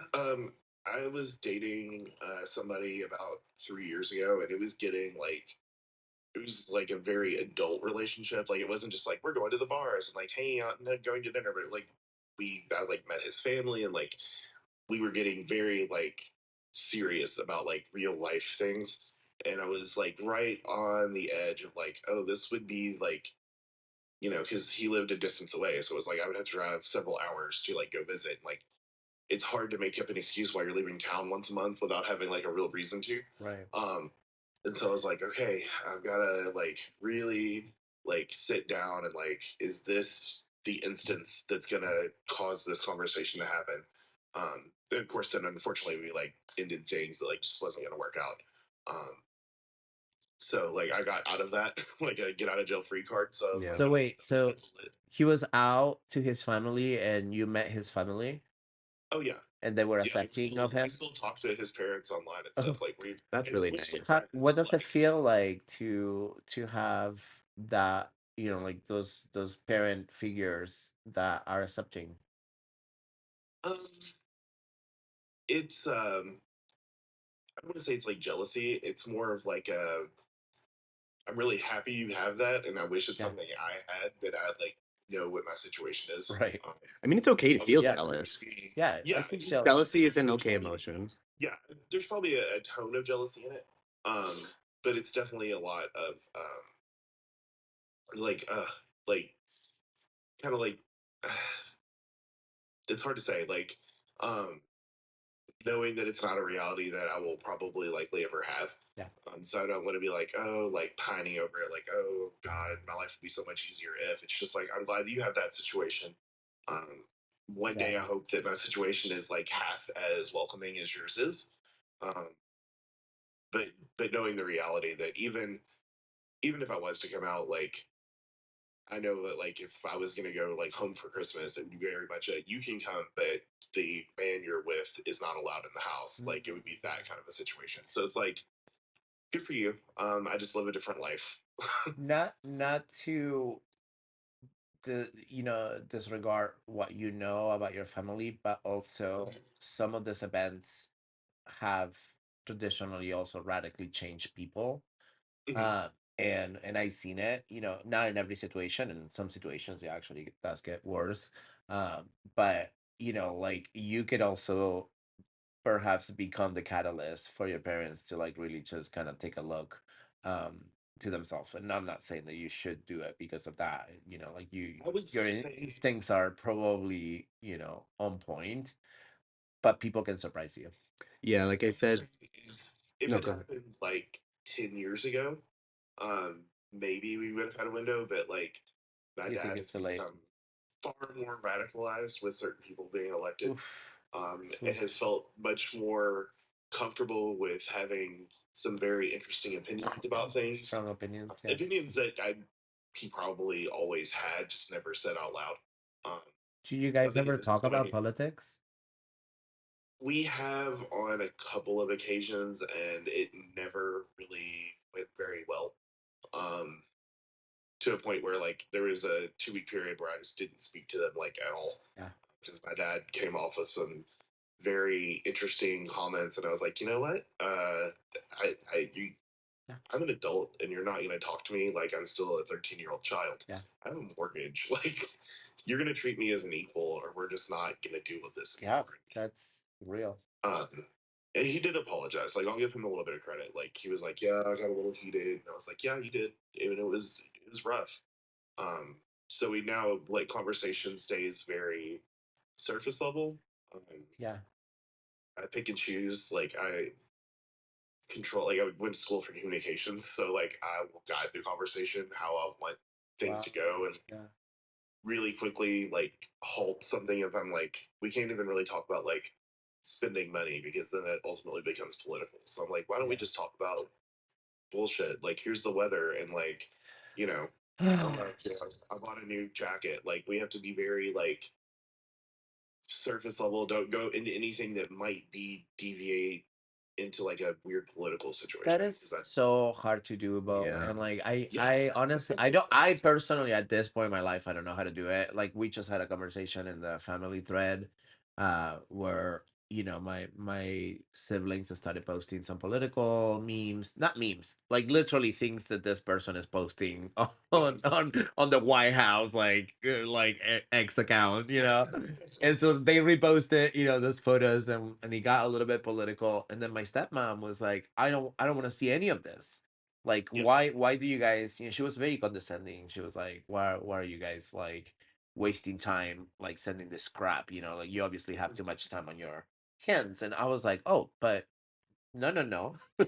Let me just tell you that this is affecting your gay son, your gay daughter, your daughters, your granddaughters. Like you're an immigrant. Like this is getting really bad for everybody that is your loved ones. So even though you want to only talk about the pretty things, your voting practices have led us to this. So let's talk about it. And the conversation pretty much was ended because she said like, well, I don't want to talk about it, and you gotta yeah. respect that. I don't want to hear your opinions. And I'm like, well, first of all, these are not opinions. These are Okay, I facts. can remove you from the chat then. Yeah, or I can remove myself. Like I don't have the capacity to have surface level things to the point that I'm like, I am not interested in talking to this person anymore because this person is not interested to see how their actions are affecting Other people. me and other people and the people that I love, It's and not even a lack of interest, but it's just like specifically avoiding it. avoiding it. And I was like, I don't know how to do that. Like, how can I avoid what's happening in the world right now when it's just affecting so many people, right? Yeah. So how do you do that? Tell me. Tell me some of your communication tips. Yeah, like it's always a comfortable thing to be like, oh, remember we went on this vacation, and like somebody will tell a story. I'm like, good, this already happened. You can't put modern day politics into a camping So trip that happened in past Yeah, so you maybe. guys just kind of live in the well, past. yeah, you And guys then, kind of well, yeah. it's like interesting the Yeah. picture that this all paints. I do want to like and not to like dredge up the old horse, but just to comment on because I do agree with what Dario said about like people's ability to surprise you, and I kind of have this thought of like I imagine that as delusional as as it is, because I think in some way, shape, or form, it's likely that your father knows and is, like I said, doing all these mental somersaults to like Denial. convince his conscious. I think that there's likely an aspect of all of this where like your dad is still like holding on to this like image that you feel like you need to like project to him. And as long as that image is being projected, he's not going to accept any other reality because he wants that to be it so That's bad. just the comfortable. Exactly. It's very comfortable. But I think that whenever, if ever, whenever, like I don't think it's untoward that when your dad is faced with the reality, especially given your mom's like it's you get your it's me and the kids or you get your shit together. Based off of that alone, I think that there is like it's not impossible that your dad could come to a place where and even He'll have to grapple with a lot of yeah, things yeah, within himself, which we don't know. If we he don't has know the if he has the capacity. capacity Yeah. to do that, but Yeah. um don't be afraid. Like you said, you don't know if the grass is greener. It's not necessarily about whether the grass is greener over there or not. It's all about like, do I like the grass here or not? Sure. Like, Right. is this Yeah. grass okay for me or not? Because if it's not, then it doesn't really matter what's over there. You got to give it a I try. think ultimately, Exactly. to me, is what's more important in this whole situation that you're sharing with us is like, what do you need to be happy? Yeah. You know, like what steps do you need to take to be able to reach that happiness? And if that looks like staying in the closet, that's okay. If it Sure. looks like coming out of the closet, that's okay too. But like, yes, really doing the like, am I happy or not? And what do I need to get me to happy? What can I try? Yeah, and like I said, I've been slowly like being less and less guarded. Like Deconstructing, yeah. being like not follow along toe the party line Republican around dad is a huge thing. Disagreeing with his opinions on things are huge. Um, and telling him that, not just disagreeing and like having the conversation in the car on the way home, going, "Oh, he's so dumb," but like actually telling him, like, that's wrong because of X, Y, and Z, and that has led to some weird conversations. So I think he does have a capacity to change. I don't think he will ever change in a way that would make it like He's not, yeah, like you said, he's not going to sign up for P flag or anything. he's not gonna fully accept it. Like, and I know like because he told my brother, he was like, whoever you're seeing at the time is not coming over to the house. If you all ever have kids, they're not like I'm not considering them grandkids. Like it's cut and dry. Like you can come and you can come here and we can put on this like happy 50s sitcom, everybody's cool, it's Christmas vibe. Right. But we're not going to acknowledge everything else. And keep it. And part of me wonders how much of that is like he doesn't want his friends to, like, oh, I had my The gay son and community, his boyfriend what people over. say. Yeah. Yeah. Oh, Yeah. it's very much like Yeah, let me we pawn off all the Yeah. Yeah. emotions and feelings because it's of other people. Oh my Yeah. God. So, So, I know that we're a little bit over, so I want to kind of move through a few more questions if you have the time. yeah, Um, absolutely. how do you think that we as a community, meaning the gay community, can be more supportive of closeted years? I think there is, especially like after the no hate campaign and like National Coming Out Day becoming such a thing, it's like, oh my God, if you like the second you know you're gay, you need to come out of the closet, you need to do this. And like acknowledging that everybody's journey is their own. Yes. Being far more understanding, like listening to like advice podcasts and stuff, and they're like, oh well, I refuse to date anybody who's not gonna come out of the closet. And I'm like, okay, respect that maybe you're the provocation that might lead them to come out of the closet. Not everybody can just, be out and proud and loud about it like the second they realize what's going on. Having a little bit more respect for like people finding their own path to it. Yeah. Being more understanding that there are factors that, be they financial or living space or even sometimes emotionally, that you've got to like get right with yourself before you can get out. Um, I mean, yeah, just making more yeah. space for that. Yeah, it's I not called agree. dragging out of the I closet. agree, Like, and it's like even like myself now looking back at episode 1 and what I said, like we live in such a bubble here in San Francisco. I live specifically on the gay neighborhood, Yeah. and like I come out of here and it's just we're boys across the everywhere. street from a club called Bo. And so yeah, and so it's such a, like you go to the supermarket and it's all boys, you go to the corner and it's all boys, and so like I don't even consider like being in the closet a possibility in this environment.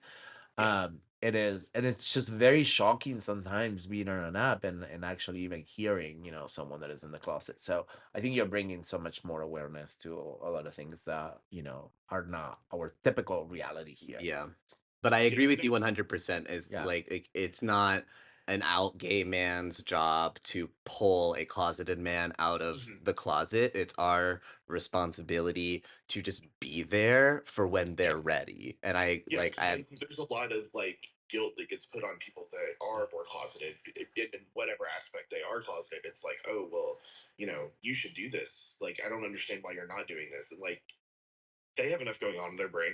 Yeah. well, it's also not about understanding. Like, Well, I don't need to understand. I just need to like accept. Like, it's like you said, it's your journey, it's your reality, it's your life. I don't need to understand what all the reasons why you're in the closet are. They're your reasons. And Exactly. they're valid and they're fine. And And the thing is, and this is what I wanted to get to explain to you, Ryan, the rest of this episode is going to be the masks that we all carry. And even though like I am out in the gay world, like I do still keep some privacy and some masks and some things that I don't want to share. And I think that we all have those things. And I think that that's kind of how we can find common ground and understanding and empathy for people that actually have more masks for whatever protection and survival mechanisms they have to put those masks on. So, yeah. and I think that we all do it. It's just that we do it at different, in different spaces and in different levels. Um, if you were to change some societal norms at large, like if you had this magic wand, what would you change about society? Would like for people to feel less like they have a need to control things.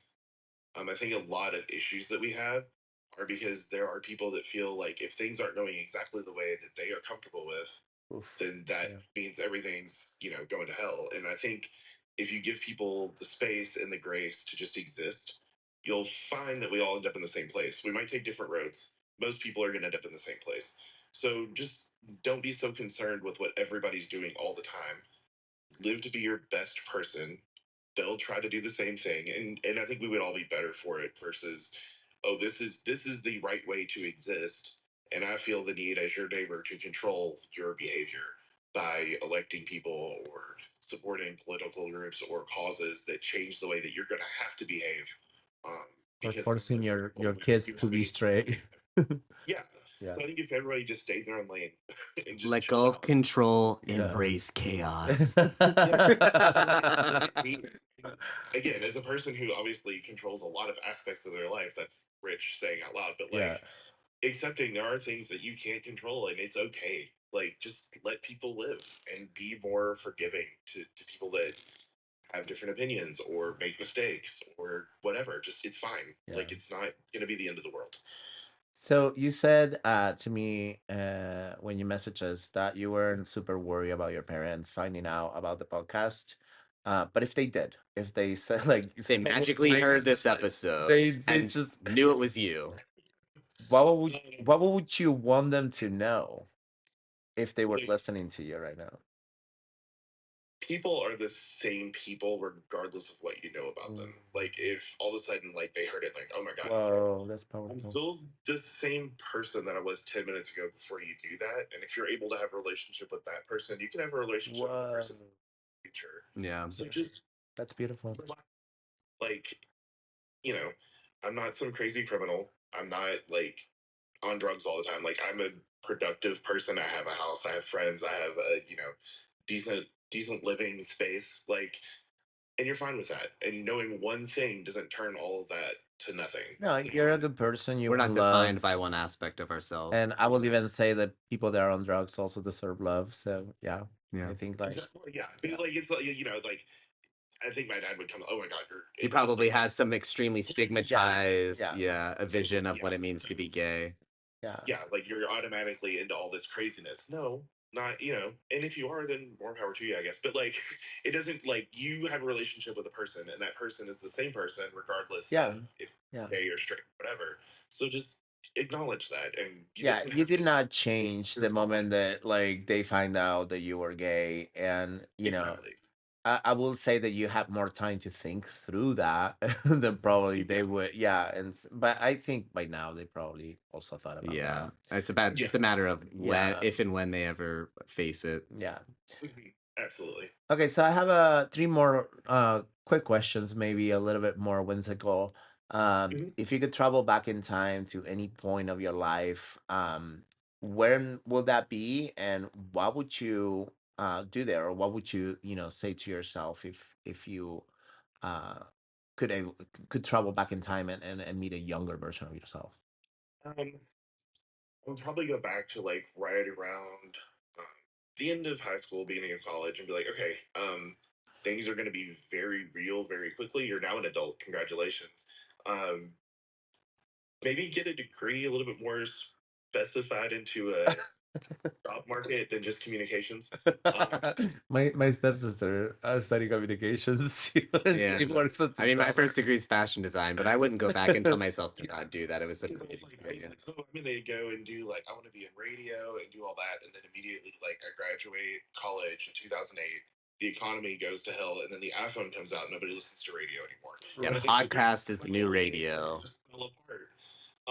Now it's all podcasts. But yeah, it would be like maybe like think a little bit more because you're 19 and you're gonna live forever and you don't plan.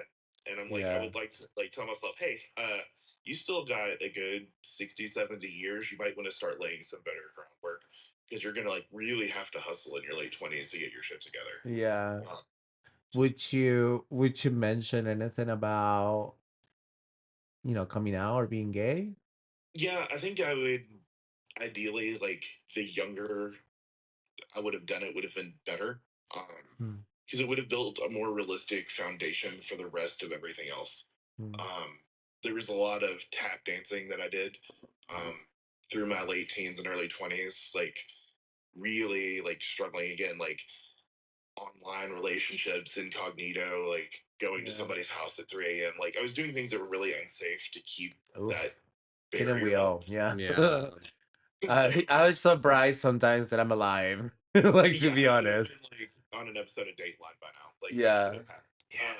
But yeah, I think ultimately, like, not to regress on like everybody's journey in their own time, but like ideally, like in my current situation, a more earlier coming out might have been beneficial. Yeah. Um, but I think, yeah, it would. Yeah, I think that would be a safe statement. Safe statement to make, for sure. Because you feel like everything is so heavy when you're that age. Yeah. It would have been. It would make life easier now if I would have dealt with it a little bit more proactively. Yeah. Like Yeah. if I would have immediately followed my brother's letter with my own letter, maybe that would have been the smartest play in the whole world. Go back and find the letter and just add in like a PS. Like, you didn't read the whole thing? I was there. It's signed by both of us. Wow. Yeah. Is But there yeah. is there anything that you never said out loud about this experience that you feel ready or that you will want to share? Something Um, that we didn't ask you, maybe. yeah, I think it seeps into more aspects of your life than you realize. It's not just like a thing that happens on a social level. Right. Like it creates a baseline of stress that you carry constantly. Yeah. Um, Yeah. so you may be perceived as like having a really big emotional response to something that is ultimately not that big of a deal because you've already got, you know, so much you're carrying, and then like this one little thing. Um, so I Sets think it that off. kind of that Yeah. was a lot to deal with when I was, pre-therapy, Yeah. learning to recognize that. Like I could like, get cut off in traffic and it would like ruin my day. And Right. I'm like, yeah, because Yeah. you've got yourself so strung out on stress that you can't function like a normal human being because you're worried about everything you say or talk to or I think listen that, to on the yeah, radio. that's definitely what I was feeling when we were talking on episode one. It's like, like I know that my life already is as stressful as it is. And that I was so grateful that, for whatever reason, my mom pulled me out of the closet at 15, and that I didn't have to deal, because I remember how hard it was just to At navigate 15. that time, and having to like pretend and hide and create this, extra girlfriend that didn't exist, and try to cover the tracks when I went to see and meet this other boy, right? And it was just so hard. It was just so Yeah. difficult. And I can imagine, it probably gets easier, once you're at your age and you don't live in their house anymore. But Yeah. like I still think that there is like so many psychological cycles of your brain, even though you have gotten, as you said, like so accustomed to doing that code switching. I still believe that it's probably like so stressful for you. Oh yeah. Yeah, it almost what you're describing almost kind of sounds like hypervigilance in a Yeah. way, where like you just like Yeah. constantly have to be in this flight or fight state of awareness about like all of your surroundings and like which code do I need to be in right now. Yeah, even And, if it became like that comfortable for you. oh, and like down to even like minuscule things like, oh, is this color like purple or pink on this shirt going to be construed as like Ooh. some secret like Yeah. gay flag message? Like I Yeah. should probably just put on a blue shirt. Just wear a blue shirt. Yeah. Right. Right. Wow. So, If So we our last our little last one, and then we'll let you question, go to your yeah, birthday thing. if someone listening right now, and it's in your shoes, um, okay. like same closet, like the same tensions, um, what would you want them to know? Get a therapist. First and foremost, please The find main message of Live Laugh Loads. you absolutely need to do that. It's worth the money. Figure it out. But I would tell them not to punish themselves so much because there Oof, was a lot yeah, of mental shame. stuff that I put myself through. Going, oh, you should really have done this already. Like how can you keep this to yourself? Like you're beating yourself up over it. Like don't internalize all of the pressures that everybody else is putting on you. Understand that you're gonna know when the right time is. Yeah. It might not be everybody else's timetable for it, um, but know that you're not doing anything wrong. You're just doing it different. Um, there there comes a time when it's gonna be the right time to do it, and you'll know. Like it's not, you're 25. You've got 6 months until you're. Don't stress out. Just do it on your time. You know when that is, and if it becomes an issue where it's really, really becoming a mental health issue, then maybe sooner than later. But don't put pressure on yourself to like conform to like again the immediate like you're gay, come out. Like it doesn't have to be like that for you. Can you? You're not doing it wrong. You're just doing it the way that you need to do it for yourself. Yeah, that's super powerful. Can you tell us, or our listeners, like what are some of the key things that you have taken from therapy? Being kind to yourself is huge, and that sounds again like some kind of TJ Maxx, like No. it's or something. But like you have to give yourself room. You're going to make mistakes. You're going to do things you wish you hadn't done. You're going to not do things you wish you did. Um, but that doesn't rule every aspect of your life. Like give yourself room to be a human being, make mistakes, make up for them, and then move on and learn from it. As long as you learn from the situation, even if you failed miserably, it's not a loss. Um, Yeah. but you've got to be willing to give yourself that space So to you to feel that therapy giving you that ability to be more kind to yourself? Yeah, and I'm still not like I have days where I'm like I am Oh yeah. for sure really awful to me. Yeah. But it did give me a better language and like a more of a recognition of when I'm doing it. Yeah. Um, so I again, I've fallen to a little bit of the control freak category. Having done this for so long, like I know exactly what to do and exactly what to say, and this is how you handle situations. Almost like building like a operating procedure for my life. Yeah, it's Like almost this is like you're so deep in it that you don't even realize you're doing it. Yeah. Yeah, and exactly. So it's taught me a lot about like if it doesn't go exactly to plan, it's not going to be the end of the world, and you need to be kinder to yourself, yeah. and it'll be okay. I think that that's just a gay experience. Yeah. We carry so much shame from childhood that like how do we learn to be kind to ourselves? I was with Ryan yesterday. Was it yesterday we were at the park? Yeah. And I knew I was being No, self-deprecating to my Friday. own. Friday. Yeah, I was being self-deprecating to my own body, and like Oh and yeah. and I couldn't stop it. But it just, like I was like looking at other people and comparing myself and having this shame and like just being really unkind to myself in my own brain. And it took me like a whole day to just be like, no, no, no, you're okay. You can be who you are and you can be okay with, how your body looks like, and it's just something that just never stops. It's just you have to be vigilant about those things, Yeah, that's where your hypervigilance should be. Being Yeah. kind to yourself. Yeah, be kind to yourself. Oh my God, Bo, thank you so much Wait, for. wait, wait, Okay, wait. you have a Before question. the one final thing, Yes. because we talked about it a little bit at the beginning. Will you give us your thirst trap? Oh, Yeah. Currently, right now, it's a social media person. His name's Chris Patrone, and he does a lot of like teaching guys how to do like basic self hygiene stuff. And like, if you're having company over, like to have company over, maybe you need to change your sheets and like maybe make sure there's an extra towel in the bath. And like, so it's like a lot of like, I love think about this. this, you younger person. But then he's also like, I also have this OnlyFans over here. So if you want to see me like do stuff, If you want to see me, to me, if you want to see me change the sheets in my underwear, Okay, so what is that his handle? Is do you Chris have? Patron his handle? Do you have his handle for Instagram? yeah, yeah. If you search that on Instagram, you'll find him. Okay, Yeah, would you be okay if we share with our followers so they can follow you? We will not connect you Yeah, in we like any to way. share. We like to share all the thirst trap. Yeah. yeah. I'm sure he All right, wouldn't cool. mind. Okay. All Oh right. my God, Bo, thank Thank you you so so much. much Yeah. for your Wow. time, for opening up, for showing a different perspective.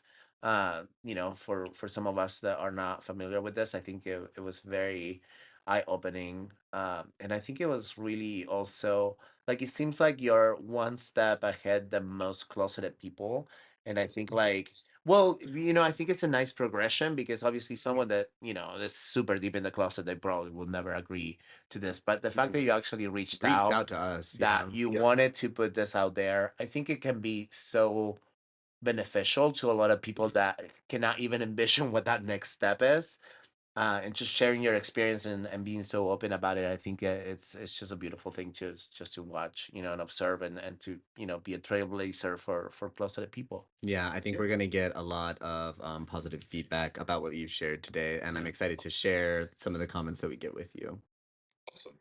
Thank you so much. Thanks I so hope much. you enjoy your Yeah, have a your great rest of your day. day. Yeah. Thanks. You guys too. We'll All be right. in touch. All right. Thank you. Absolutely. Talk to you Bye. later. Bye. Bye. It's the two of us now. Wow. Wow, guys. What a that went so well.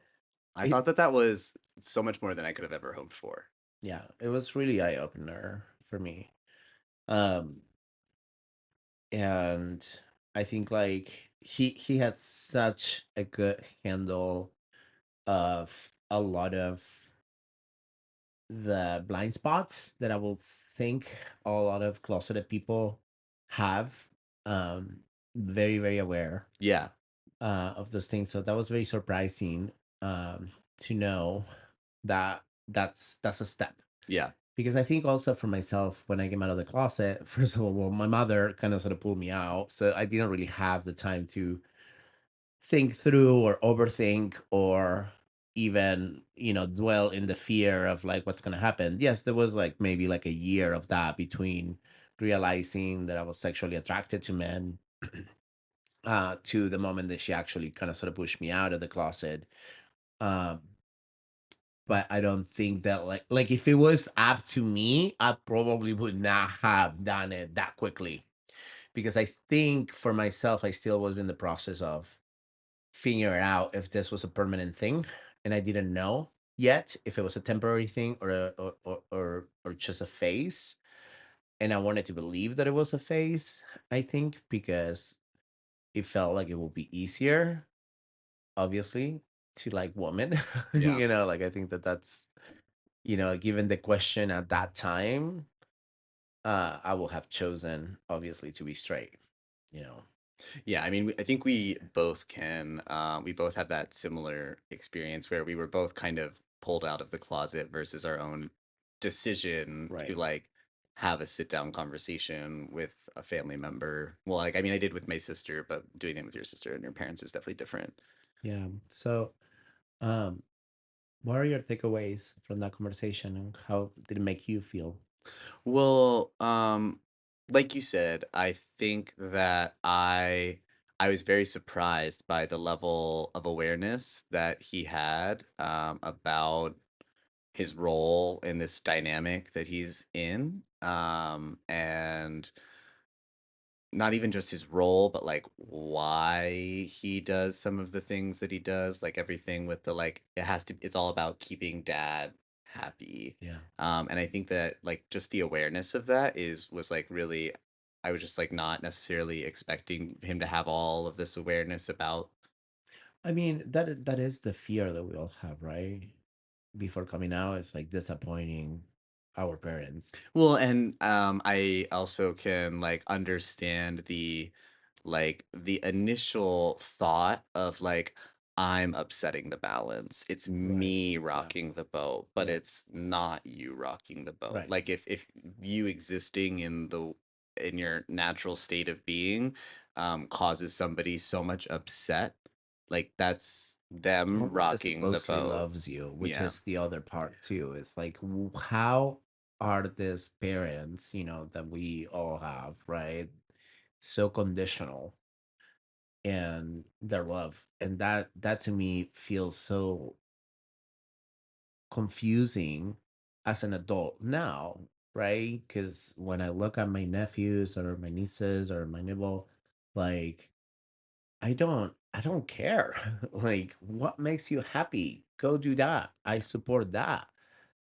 And that older generations have all these stipulations. It's like, oh, well, you need to be this way, you need to act that way, and you need to be with this person or this type of person. And we have, depending on the social cultural backgrounds, there's all kinds of levels of that, right? To the point of like, here's your arranged marriage, you're Yeah. going to marry this person, even, and so like that to me feels strange, mostly because it's not my culture. But there's so much yeah, conditions to love, and love, which fucks me up to this day, has been used to manipulate me so many times, and I think I still struggle with that, right? And struggle to the point that I'm so independent now that someone tells me like I love you, I'm like, what do you want from me?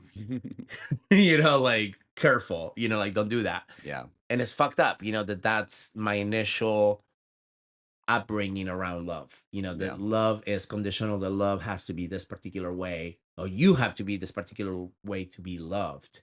And then obviously now you have all this like people pleasing bullshit that you have to get rid of, to be able to access, authentic relationships, and to be able to access your own needs. That's another thing that I still struggle, and I still talk in therapy a lot. Is like, I am terrified of telling a partner or someone that I like, or sometimes even my friends, that like I have a preference, or that I have a need, or that like I want something to be different, because I've been trained since I was very little to agree with everything as it was, and anything that was me with a desire or a need was not okay, and that could actually lead to punishment. Yeah. And so to this day, I'm still terrified. And I was doing some work with my last partner, a few years ago. on like me able to express like, hey, this is what I would like, or this is, what we should do, or this is how I want to have sex, or like all of these things that like I just will put them last, because I will feel that if I say them, that they will leave me or they will be upset. And yeah, and so it's just, a lot of that. Yeah, I mean, I can even personally relate to that a little bit, and I don't know necessarily what the root of that is. There's definitely some of that. I would say that I can't. It doesn't feel like an initially really strong influencing factor, but there's definitely, for me, I guess it's more of the dynamic of just, yeah, like rocking the boat in some Yeah. way, shape, or form. Um, I don't see you as having the people pleasing tendencies. no, I am not a people Yeah, pleaser yeah, at all. If yeah, almost anything, a little bit opposite. yeah, yeah. If almost anything, I actually like there's definitely a part of me that almost like, yeah, revels in a justified opportunity to piss somebody off. I mean, that's fantastic because I have a couple of friends that are very much people pleasers, where I see myself identified in the past, and I have moved into this place where I'm more defiant, and sometimes I people please, and sometimes I defy it in a way that like it comes out kind of brutal and a little bit like nasty and not pretty, but it's me rebelling against, like, how much courage it takes to just say this. Yeah, And of course it's gonna come out of tune, and it's gonna come out way blown out of proportion, because I have to pierce through like this invisible cage that I grown up yeah, in. And of course I'm putting way more strength into doing it than I should be, and I hope that at some point I can dial it back and just be more casual about my boundaries, or my needs. But right now sometimes it comes out really crazy, and of course everybody calls me a crazy Latino, but it's not necessarily that in the way that I see it. It's more about like I just have to pierce through it. yeah, One other thing that I thought was incredible. It kind of blew my mind because I never thought about it in the way that Bo said it. But it's the fact that like he said like, yeah, I would like to tell them that like even though they just find out about this secret about me, I haven't changed. I'm still the same person. And the relationship that they have with me prior to having this knowledge of me hasn't changed who I am, and that was so radical to me to just hear it, because I'm like, yeah, you are absolutely right. Like people make such a pivotal like decision on something that is so irrelevant to them ultimately, like it's like you're not sleeping with that person. You're not, like your life will continue to be the same way that it ever was, and my relationship with you will continue to be the same way, you know yeah, and we will only allow it to change if you wanted to change, if you wanted to know more, if you wanted to be more involved, if you wanted to go deeper in our relationship. But it also doesn't have to change. And that yeah. is also ultimately a choice that I think like, you know, each person can make on their own, And so I don't know, like I thought that that was very insightful to me to like ground, if you're in the closet, to ground yourself on that. But even if you're not, like ultimately like anything that like you hide from others, could be seen the same way. It's like I'm still this person. I'm still the same person that you were having tea last week with, Yeah. like, and that hasn't changed just because now you know more. And in fact, we can go deeper now that you know more if you want If to. you actually want to, and I think Yeah. it's important to like for us to like if somebody reveals something about themselves to you, like you don't have to lean into it any more than you feel comfortable with. Like exactly like what you were saying with this dynamic with him and his family. It's like the relationship can stay exactly the same, even with this knowledge. Or if you want it to change, like it's on both sides. Like the development or change of a relationship based off of like new information, it's on both sides for Yeah. people to navigate that.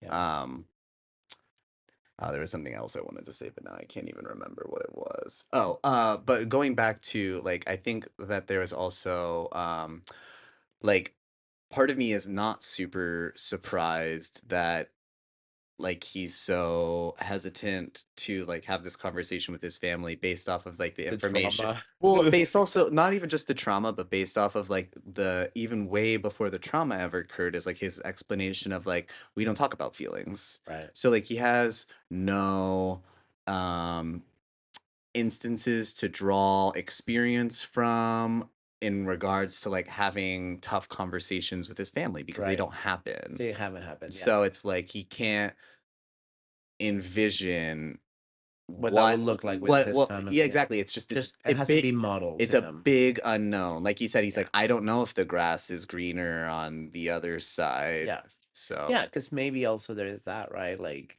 do these people have the capacity to even go listen. deeper, listen, and understand and see me as a wholesome, person that is not one dimensional, Yeah. and a lot of times I think that parents only sees us as like, oh, you're the son, you're the daughter, you're the this, you're that. And like that's I think like some of the most difficult relationships I've seen is when parents really cage you into being that and they don't realize like, oh, you grown up.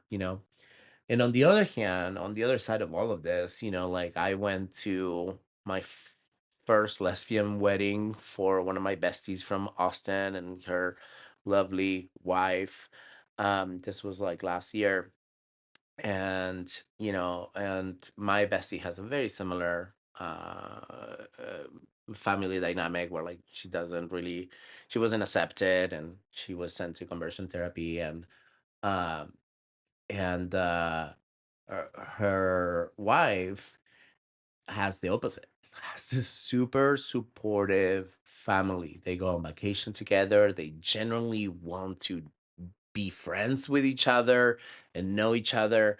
And I just remember at some point the father, obviously my bestie's family wasn't there except for her brother, uh but then obviously the wife's family was all there, brother, sister, and both parents.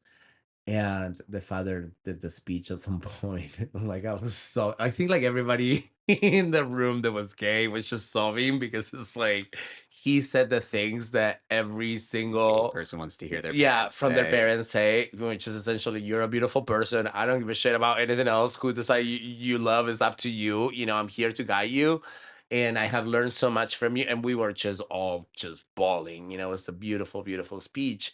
And one of the things that I noticed in that dynamic is that they allow each person to be their own whole person.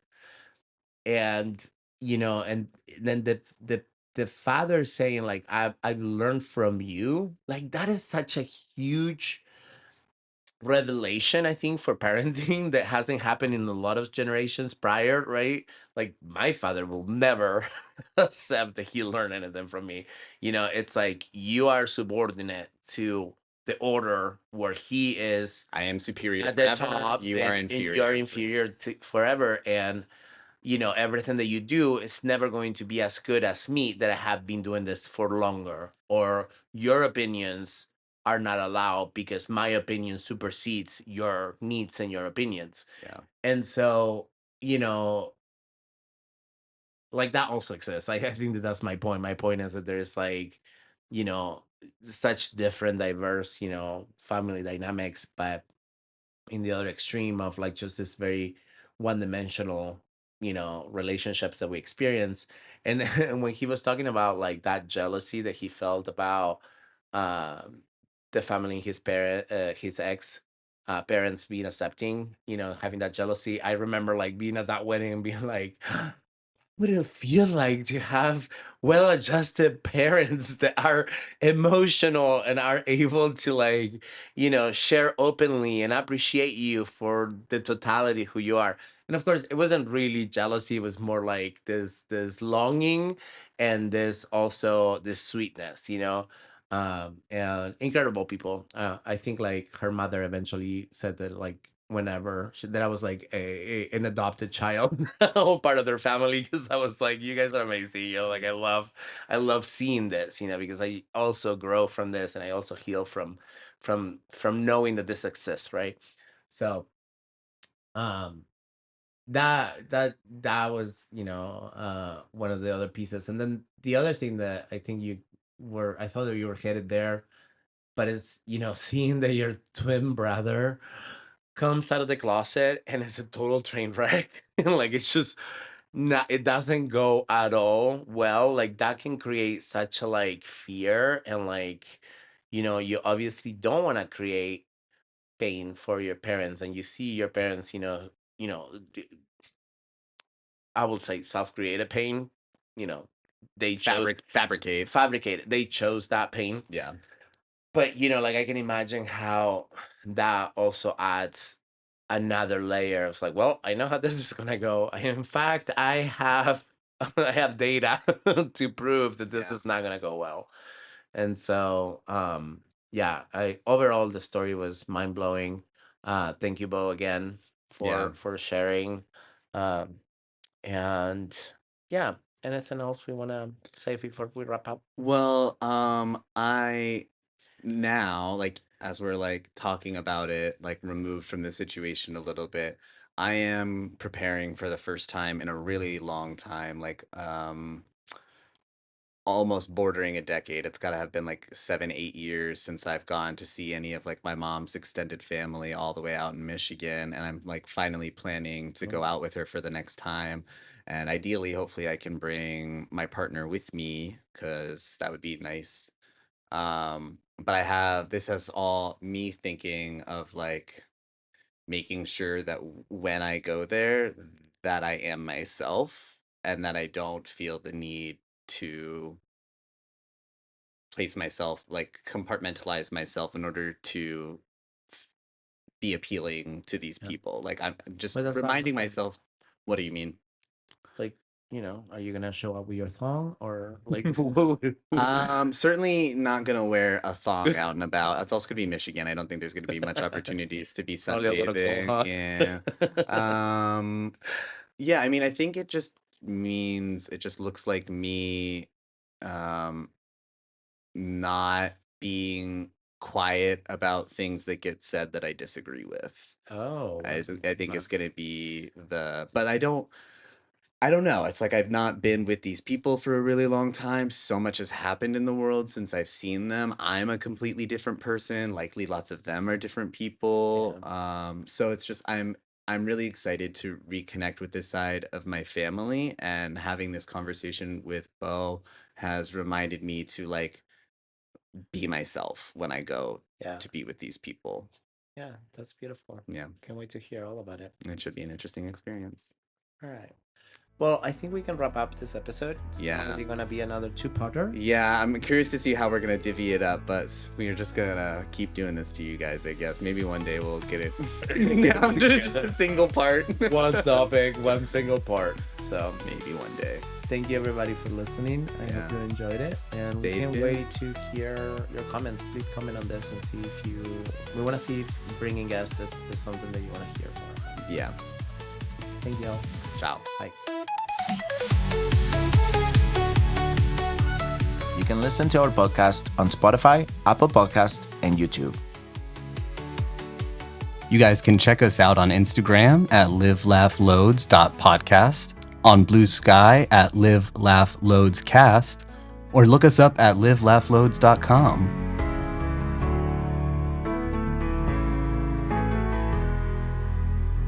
At least we have a lot of fun. We'll be able to like release like Documentary.